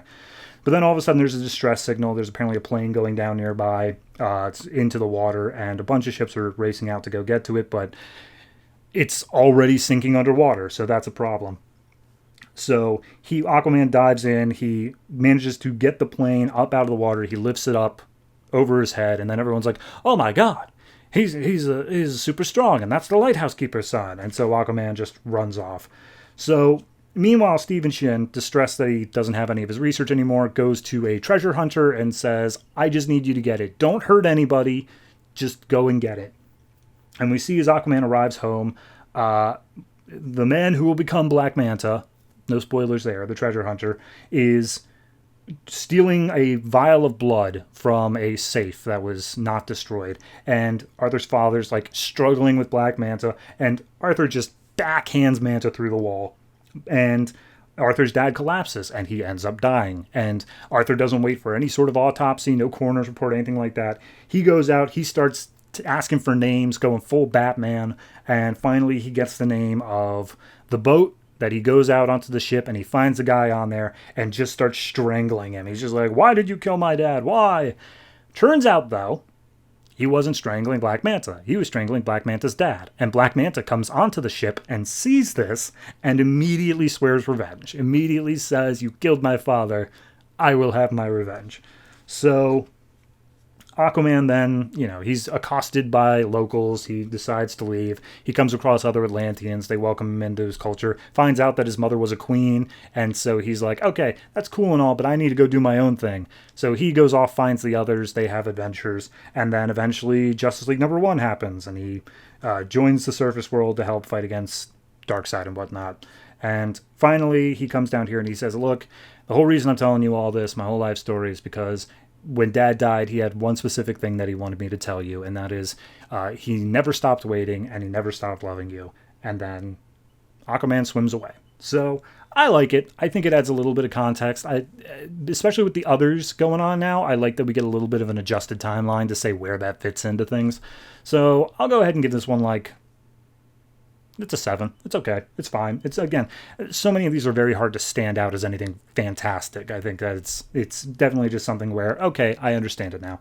And then lastly, we get Starfire, where we see on the home planet of Tamaran, her and her sister Commander are looking up at stars falling from the sky, and they're like, oh, it's so beautiful. But it turns out it's actually like a military fleet that's attacking the planet, and they're like, oh, but Tamaran is peaceful. It has been for hundreds of years. Why are they attacking us? And then the Citadel comes out, and it turns out the Citadel are working for the Dominators, and the Dominators might be working for someone else, but regardless, they take the Tamaranians captive and kill Starfire, whose real name at this point is Corey, captive along with her sister, and kills the parents. So we see that Starfire, again, doesn't have the name Starfire, but I'm going to keep on saying that. Starfire is getting experimented on, and she's trying to figure out her genetic potential, they say. And apparently this is something to do with Hellspawn, the Daemonite king. I'm not going to get into that.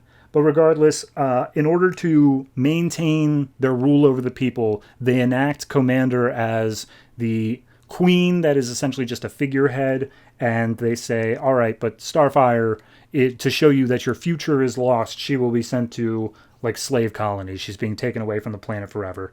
So she's brought away. They keep on doing experiments on her. She gets more and more enraged. At one point, a guard comes up and is just like, hey, little one, I'm so sorry on behalf of my people. You shouldn't be having to go through this. And Starfire's like, screw you, man, and just goes to hit the guy, but then an energy blast comes out, and she's like, wow, okay, didn't expect to do that. So now that they know she has some sort of energy beam potential, they double down on their experiments. They get her addicted to some psychoactive drug to keep her in line. So that's going on. And then we see that she's traded about several times. She's sold to the highest bidders and whatnot, but they always keep her drugged up. Until eventually one time she's in slavery, and she sees a member of the Citadel who's also in slavery. He's an albino, and he sees him smuggling food. So she follows the guy and sees that he's smuggling food towards a sick member of the Dominator race who is also here in captivity. And she's like, what? Kindness? Loyalty? I didn't know these things still existed. So the Citadel person trains Starfire in combat. They train her to be fearless. They show that she is not afraid of anything.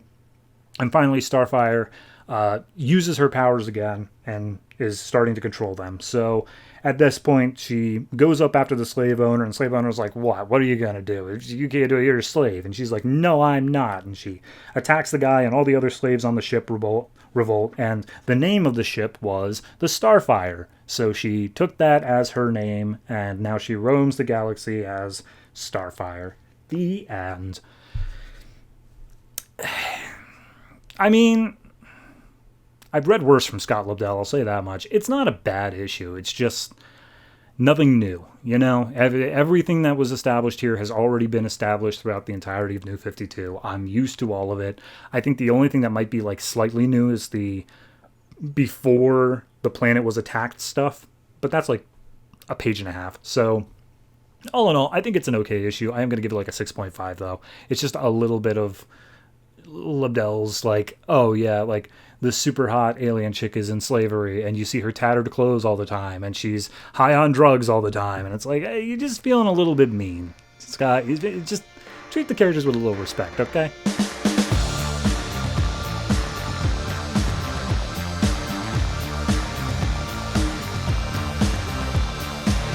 All-Star Western number 31, written by Justin Gray and Jimmy Palmiotti, art by Stas Johnson. This is a real short one because there's a backup story at the end, which I'm not going to cover right now.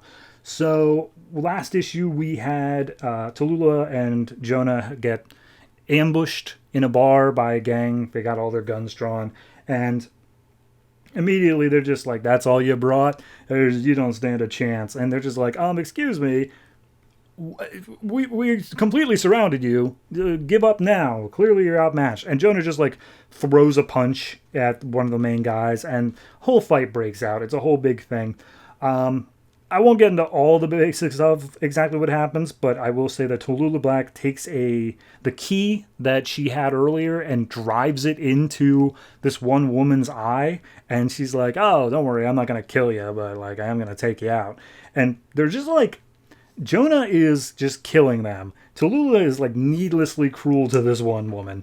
And throughout this entire fight, Jonah's like, oh yeah, they're interrupting our romantic evening. And she's just like, what do you mean romantic? We were just catching up. That's not romantic. And he's just like, well, I got sick of you talking.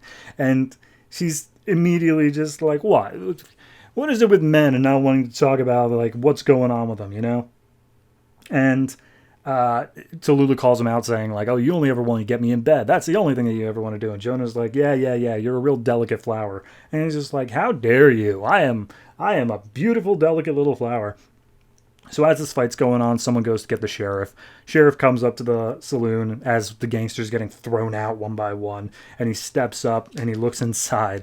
And on the bar, Tallulah Black is having sex with Jonah, punching him in the face, saying, tell me I'm a delicate flower, as he's just laughing at her. And so she punches him, like breaks his nose. And then the sheriff's like, please stop all of this. And they're just like, oops, all right, sorry.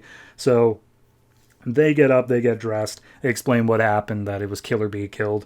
And the one woman that Tallulah was like torturing, basically, she's like, oh, but I didn't kill her. And it's like, actually you did.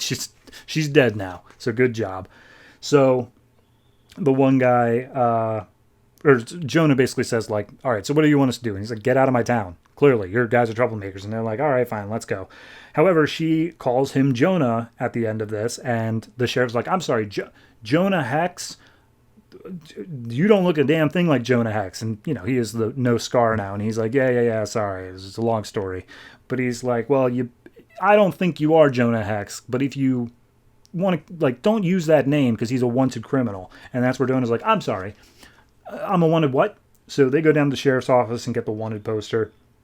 And apparently, about a year ago, Jonah Hex just started killing people. He started killing, like, sheriffs and robbing trains and stuff like that. And we open up the wanted poster and we see the picture of a man who looks a hell of a lot like Jonah, has like the scar on the side of his face and all that, but it definitely is not Jonah. So he's like, all right, well, I guess I got to figure out who's using my name. And that's the issue. Like I said, short, it's got the backup going on, but I'm going to save all that for some other time. Interesting story. You come back, there's someone else who's been using your name the whole time. You got to clear your name. It's pretty basic stuff, but I like the way it's going. I'm still a little bit salty over how the previous girlfriend arc went, but I do appreciate the relationship that they've set up here between Jonah and Tallulah. Like, it feels a lot more strong than it did when they set it up earlier on. Maybe that was because, like, Jeremiah Arkham was around at that point, so it got just a little bit, or not Jeremiah, Amadeus? I don't know, whichever one. It just feels a lot more better when they're one-on-one. You can feel their dynamic a bit more. So I'm going to give this one I'll give it a flat 7. I enjoyed it. I got some chuckles out of it. It's always a well-written book, even if sometimes it gets a little bit too preachy, but this one was fine.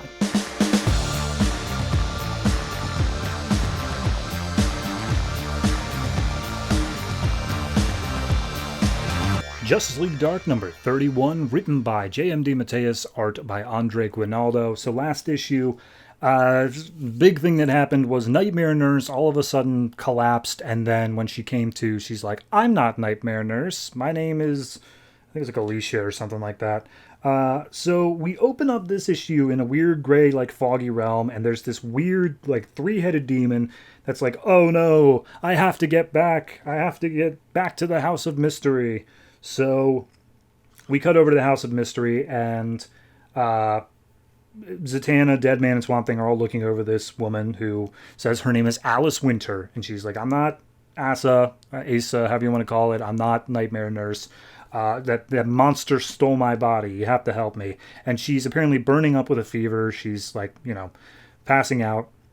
So the house makes a bedroom with like a couch and all that. They bring her over. Zatanna summons up some enchanted herbs for her to drink and keeps on calling her Asa. And she's like, that's not my name. I'm Alice Winter. Like, my body was taken over by the Nightmare Nurse, by this monster. And it's been doing so for years. Like, it's been awful. You have to believe me. And Zatanna's like, all right, well, let's just probe some memories. So she uses a spell to go in, see this Alice's memories. And as she goes in, she's like, okay, here's like a genuine memory of her. She was sick. It was like 80 years ago. And we see that she is being served some soup and stuff from this old woman. And this old woman she calls Asa. And so Zatanna's like, okay, pause. Who's the old woman? Because clearly there's something going on there. And Zatanna looks at the memories like imprint of a soul on Alice in this memory and is like, oh yeah, she's bad mojo. There's something bad going on there. So she tries to like pull apart the memory a bit more, try to manipulate it. And that's when Asa, in a memory, attacks Zatanna and is just like, you're going to mess everything up. You're not going to do this. And so she starts transforming into a more demonic form. Zatanna blasts her away and traps her inside of like a psychic cage. And Asa is screaming out from the inside like, you don't understand. This isn't me. This is just her in memory of me, a dark reflection. This is how she sees me. It's poisoned by fear. And Zatanna's like, shut up, I don't care. So she blasts Asa inside the cage. So then we cut over to a motel where Constantine's having a threesome. Because he's trying to get away from the memories of the House of Mystery and like all the stuff that happened during Forever Evil.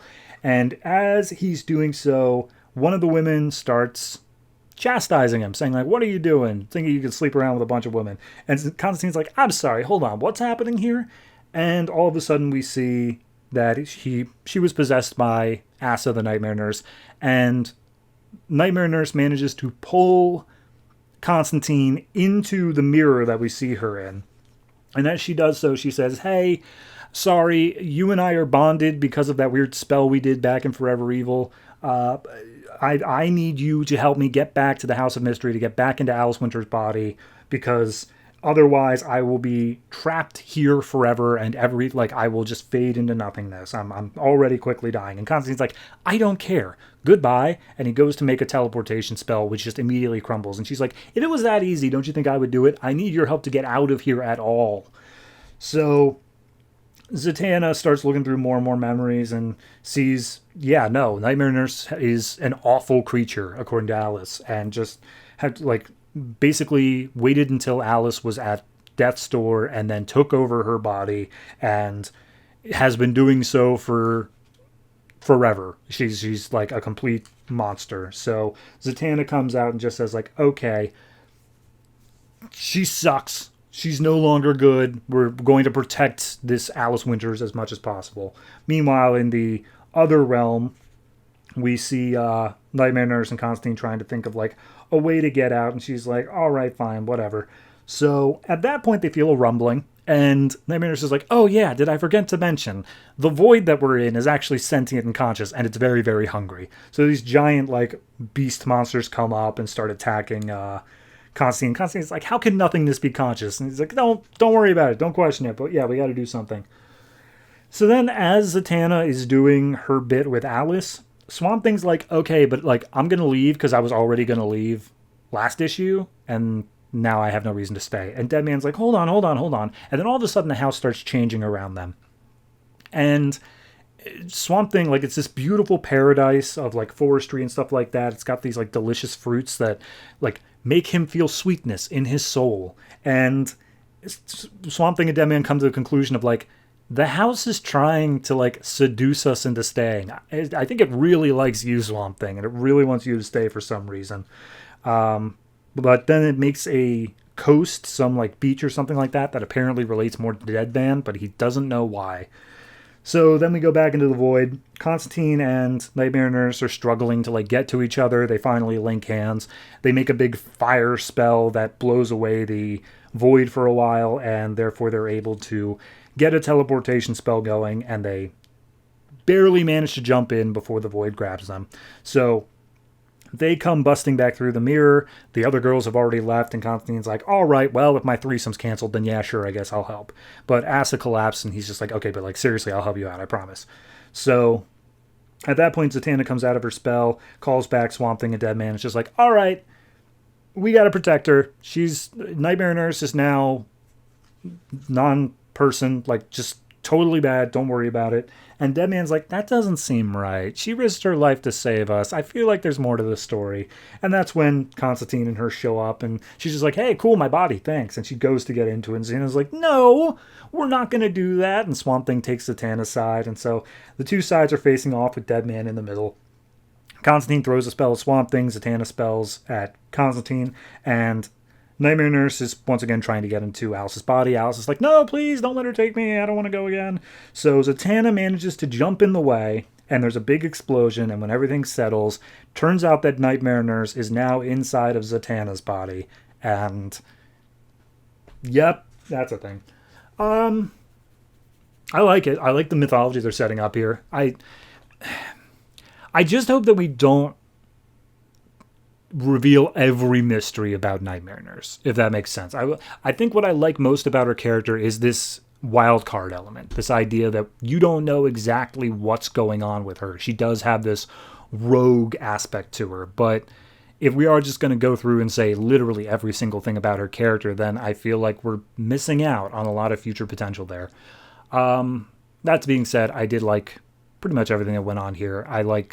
This is a good way to bring Constantine back into the fold, get him back around other people again, because obviously he does have a connection to Nightmare Nurse, however much it may not want to be a thing. So yeah, I'm going to say this is I'll give it like a 7.5. It's good. It's solid. I don't know what's holding it back from the 8. I just don't feel like it's quite hit its stride in this arc. It's just still kind of doing setup stuff. So yeah, 7.5.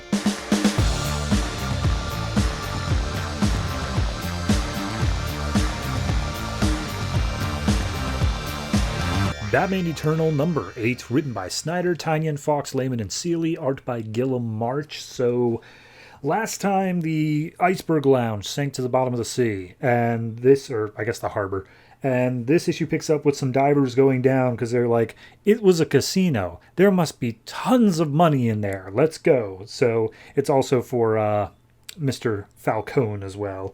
So, as they are making their way down, they're ready to start packing it up, and then all of a sudden Batman shows up in a submarine, and he just starts attacking these people. And then we see throughout the night, the entire night, all across Gotham, Batman is just going after all of Falcone's men. And finally he gets a few more strung up as day starts to break, and he tells one of the guys, hey, I've got a message for your boss. And we see this guy going and talking to Falcone, and he's just like, hey, Batman beat up like all of your men all across the city all night long, like half of your operations, and he wanted me to tell you that this is just the beginning. And Batman, like, we see him threatening the guy and saying, like, Falcone's going to pay for what he did to the city, to Jim, to all those people on the train car. I know that's him, and I'm coming after him. So at that point, Batman says, you're going to jail, and Falcone, hearing this story later, is just like, does Batman really not get it? Like, he doesn't understand what's going on here. The police work for me. And we see Harvey and Lieutenant Bard looking at all the men that Batman has tied up. And Bard's like, I mean, we got to let him go. Orders from above, or anybody who's tied up by the Batman gets to just go free. And Bullock's just like, this is the dumbest thing ever, and I hate this so much. And Bard's like, I get it. I agree, but, like, we got to let him go. And Bullock's like, no. We're not going to book them, but we're also not going to let them go. They can figure out a way to untie themselves. So, as the one guy is telling all this to Falcone. He's like, you should have told me this ages ago. He's like, right, but I was tied up. And he's like, unacceptable. And so Falcone summons Tiger Shark, tells him to get rid of him. And Tiger Shark's like, do you mean like get rid of him or like get rid of him? And he's like, just take him outside. Like, just give him a warning. No, just go. So Falcone calls up Forbes, Commissioner Forbes, and says, we got to do it tonight. With the timetable's moved up, let's do it. So at this point, Batman's looking over maps of Hong Kong because apparently that's where Falcone went after he left Gotham the first time. He set up a whole criminal empire there, but then he came back to Gotham and he's not sure why. He's still trying to figure that out. And Alfred's looking through the system and he's like, hey, did you get anybody last night? And he's like, yeah, why? And Alfred's like, none of them are in the booking system. None of them are being booked. And Alfred's like, well, I mean, it could be because, you know, they got a new commissioner. There's just growing pains. They'll get around to it. And he's like, Batman's like, nah, I think it might be because of the new commissioner that nobody's getting booked. So later on, Bullock's dropping off Bard at a crime scene. It was just a random drive-by shooting that seems to be completely unconnected to the ongoing gang wars. And at this point, Vicky Vale comes up and is just like, Lieutenant Bard, please tell us, what's this all about? And Bard is basically just saying like, well, we're not sure what's going on. It's not something with the gang war, but we're looking into it, trying to figure out what exactly happened here. And it happened like 2 days ago as well. They've been so overbooked that they're only just now getting to it. We cut to 2 days earlier and we see that it's Stephanie Brown. She's inside a phone booth. She's still trying to call her mom, get her to show up and pick her up because her dad is out to kill her. And we see her mom is sharing these messages with her dad saying, hey, you better take care of this. She's at this phone booth. Go and deal with her now. And he's just like, right, I get it. I got it. So then we cut back to Stephanie. Someone's banging on the phone booth. Turns out it's just some random guy who wants to use the phone. So Stephanie leaves. But then right then, car comes up and just shoots the ever-loving hell out of the phone booth. And Stephanie manages to duck for cover, but we're not sure what's going on there. And we see that this is the crime scene that was being investigated because it seems so completely separated from everything. And Vicky's trying to get more out of Bard, saying like, oh, there's this ongoing gang war, and what do you think the GCPD is doing about this in a general sense? And Bard's like, no comment on that part. And she's like, oh, why's that? And he's like, well, I don't really know you at all. And she immediately gets right up in his face being like, would you like to get to know me? And then he gets a call, and apparently Forbes is asking him to show up and do something tonight. So later on that night, Forbes is on top of GCPD. He throws on the bat signal with Bard there and says, all right, this is my plan. These are my police. We are going to take down the Batman. So Bard is like, okay, I get that, but from everything I've heard about Batman, he is way smarter than you and he's never going to fall for this. And Batman sees the signal. He sees Forbes down there. He also sees a ton of SWAT officers, just all guns trained on Forbes and Bard, ready to attack Batman. And he's just like, well, I got to go down there and at least try for the sake of Jim Gordon. So he goes down and he's like, Forbes, hey, look, I know you don't like me. I know you're a different cop than Gordon, but we had an understanding. I can help you keep the peace. Let's just figure out something that works for the both of us. And Forbes is immediately like, here's what works for me. You're a criminal and you are going to jail. How about that? That sounds like the best thing that works for me. And Batman's like, I don't think that's a good idea. So immediately Forbes is ready to signal all the guys with guns. He's just like, okay, now Batman, this is going to be a lot easier if you surrender. But before he can even get his thought out, Bard's like, D-Team, fire! And D-Team is in charge of the smoke grenades. So they all start firing smoke grenades, which of course gives Batman the upper hand. He starts moving his way through, taking out SWAT officers in the process. Bard manages to get his gun trained on Batman and then signals that he's pulling it away. He's on Batman's side here. So Forbes smashes the bat signal and then chews out Bard, just like, what the hell was that about? Well, we had tasers, we had nets. Why did you fire the freaking smoke grenades? And he's like, I'm sorry, I just got spooked. I've never met Batman before. And he's like, all right, I've got my eye on you, Bard. Meanwhile, Batman's like, I got my eye on Bard. I think he's a cool kid. He was handpicked by Gordon. I like that guy. So at that point, Batman says, all right, well, if the GCPD is going to be hunting me, then they're going to have to wait because I'm heading to Hong Kong because I want to figure out what exactly Falcone left behind over there. So we see him flying into Hong Kong, and then there is a mystery woman with a British accent who says, what the bloody hell is Batman doing here? So she's scaling up a building in robber burglar gear. So I don't know who she is, but we'll figure that out. Anyway, solid, perfectly fine issue. I mean, the only thing that I have a little criticism of is some of the art. I do actually think that a lot of the art is fine, but some of the characters just look like way too different to how they were established in like the Jason Fabok issues, that I just like Bard. He seems really simplified and like sketched down. And because he is such a, I don't want to say generic looking character, but he is very much a normal person compared to like Bullock or Falcone, that it kind of was hard for me to recognize him at first. Same thing with Vicky Vale. It's a little bit of an issue with the art, but the story-wise of what's going on, I think it makes sense as the next chapter. I'm fine with it. I'm glad we're getting more of the Stephanie stuff. So yeah, I'm enjoying this so far.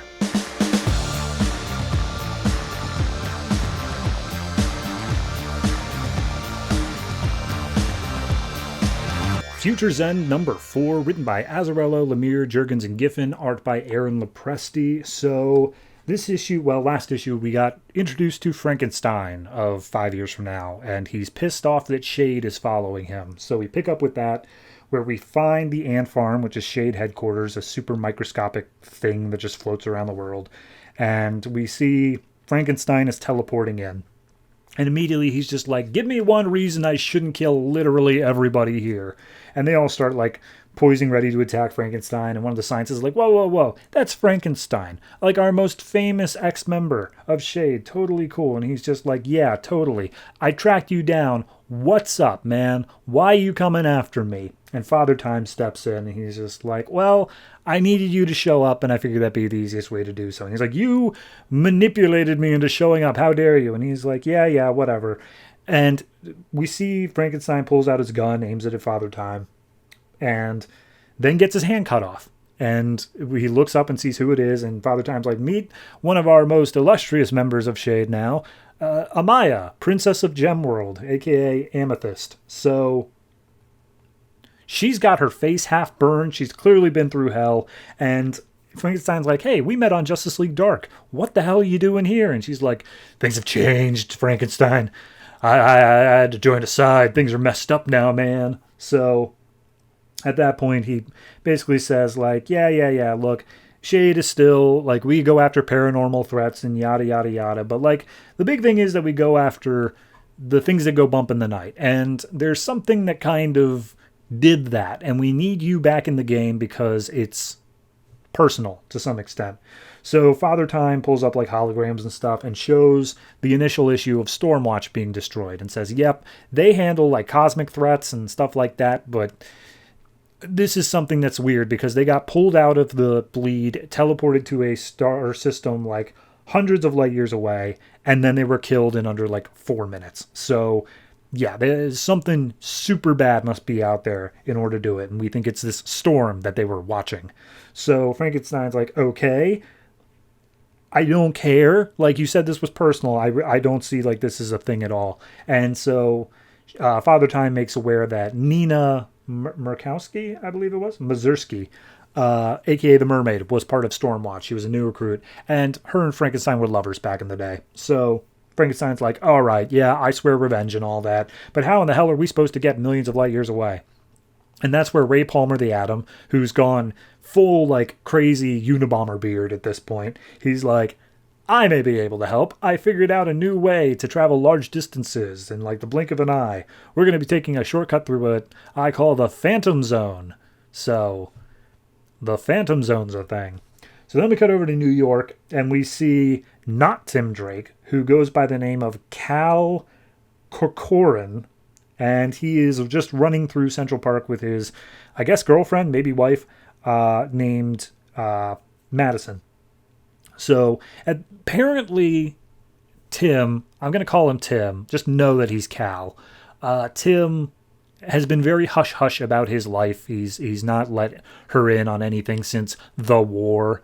And basically that means everything that happened beforehand. But he basically says, my leg's messed up. It happened because of a drunk driver thing in Gotham. That's why he moved to New York. And then he's just never gone back to Gotham because everything there sucks. And Madison's like, please, let me in a little bit. And he's like, there's nothing to know. My life started when I met you. And that was after the war. And I don't want to deal with it. And apparently Madison's father was like a traitor who was war profiteering during the war with Earth 2. So that's a thing, but they both agreed, let's just start a new life, and they have this romantic relationship together. And as they're running through Central Park, we see a figure following behind them dressed in purple. We'll get there.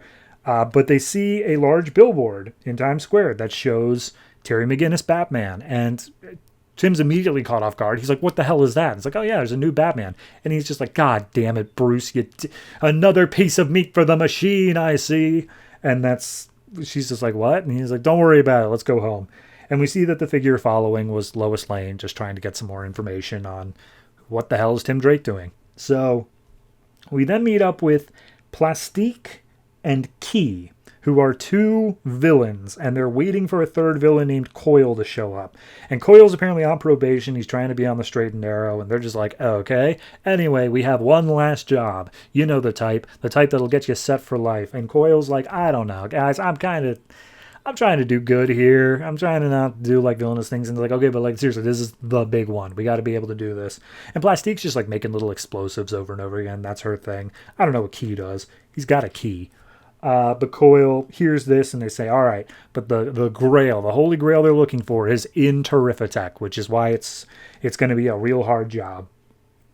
And then finally we cut over to Grifter, who has gone through a community center killing a bunch of aliens who I guess were posing as self-help people. Like they pull in addicts and people who nobody would miss, transform them into Damonites or Durlins or whatever else, and then take their bodies and lives over. So Grifter's gone through and just killed literally everybody there. And he starts looking through their bags and stuff, trying to find the alien technology, which he says can be disguised as normal technology, but he's not able to sense that as much as normal alien stuff. And as he breaks out of the building, he takes off his bandana. He gets a call from his second-in-command named Justin.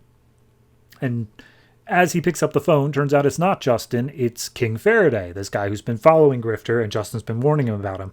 And he's just like, hey, yeah, did you kill all those aliens? Good job, really, that's great. And he's just like, all right, look, I don't know who this is, but like, I'm guessing you're Faraday. And he's like, oh, wow, yeah, no, that's me. But here's the thing.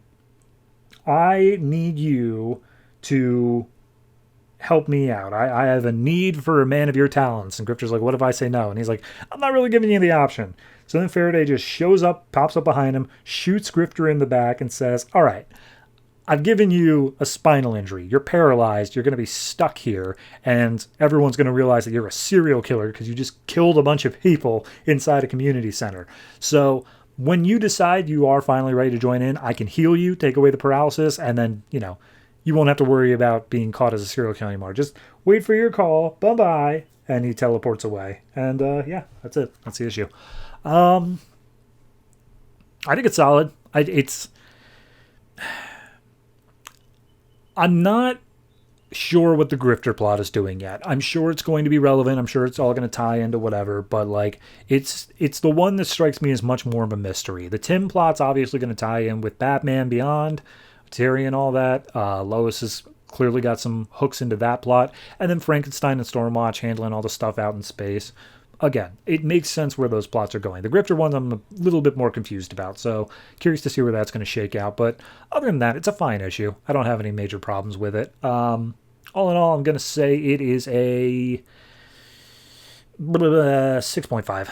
It's I don't know how to define it. It's just, it hasn't grabbed me as a series yet. I don't quite see what the big threat is. Clearly there is, Brother Eye and all that, but like, they already established that this is 5 years too late, and I still don't feel like there is a threat yet, I feel like something should be happening, so we'll see what it all ends up being, but yeah, 6.5 for this.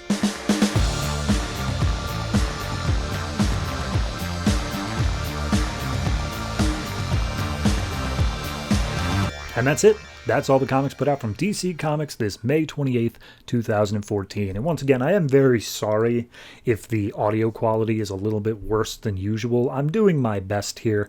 That microphone arm thing from the beginning really pissed me off. But the good news is I'm able to use possibly the worst company on earth of Amazon in order to get a new one in like 2 days. So hopefully next week's will be back to normal. I literally bought the exact same model. And I'll just be a little bit more careful in making sure it doesn't snap from absolutely nothing on my end. Anyway, let's talk about comics coming out next week. Next week, we have only 11 coming out, so pretty light week overall. And those 11 are, in no particular order, Batwing, Action Comics, Green Lantern, Aquaman and the Others, Earth 2, Green Arrow, Justice League 3000, Phantom Stranger, Swamp Thing, and then our 2 weeklies of Batman Eternal and Future's End. Of note of those, I think the only ones are Action Comics being the next part of Doomed, and then Green Lantern being the next part of Uprising.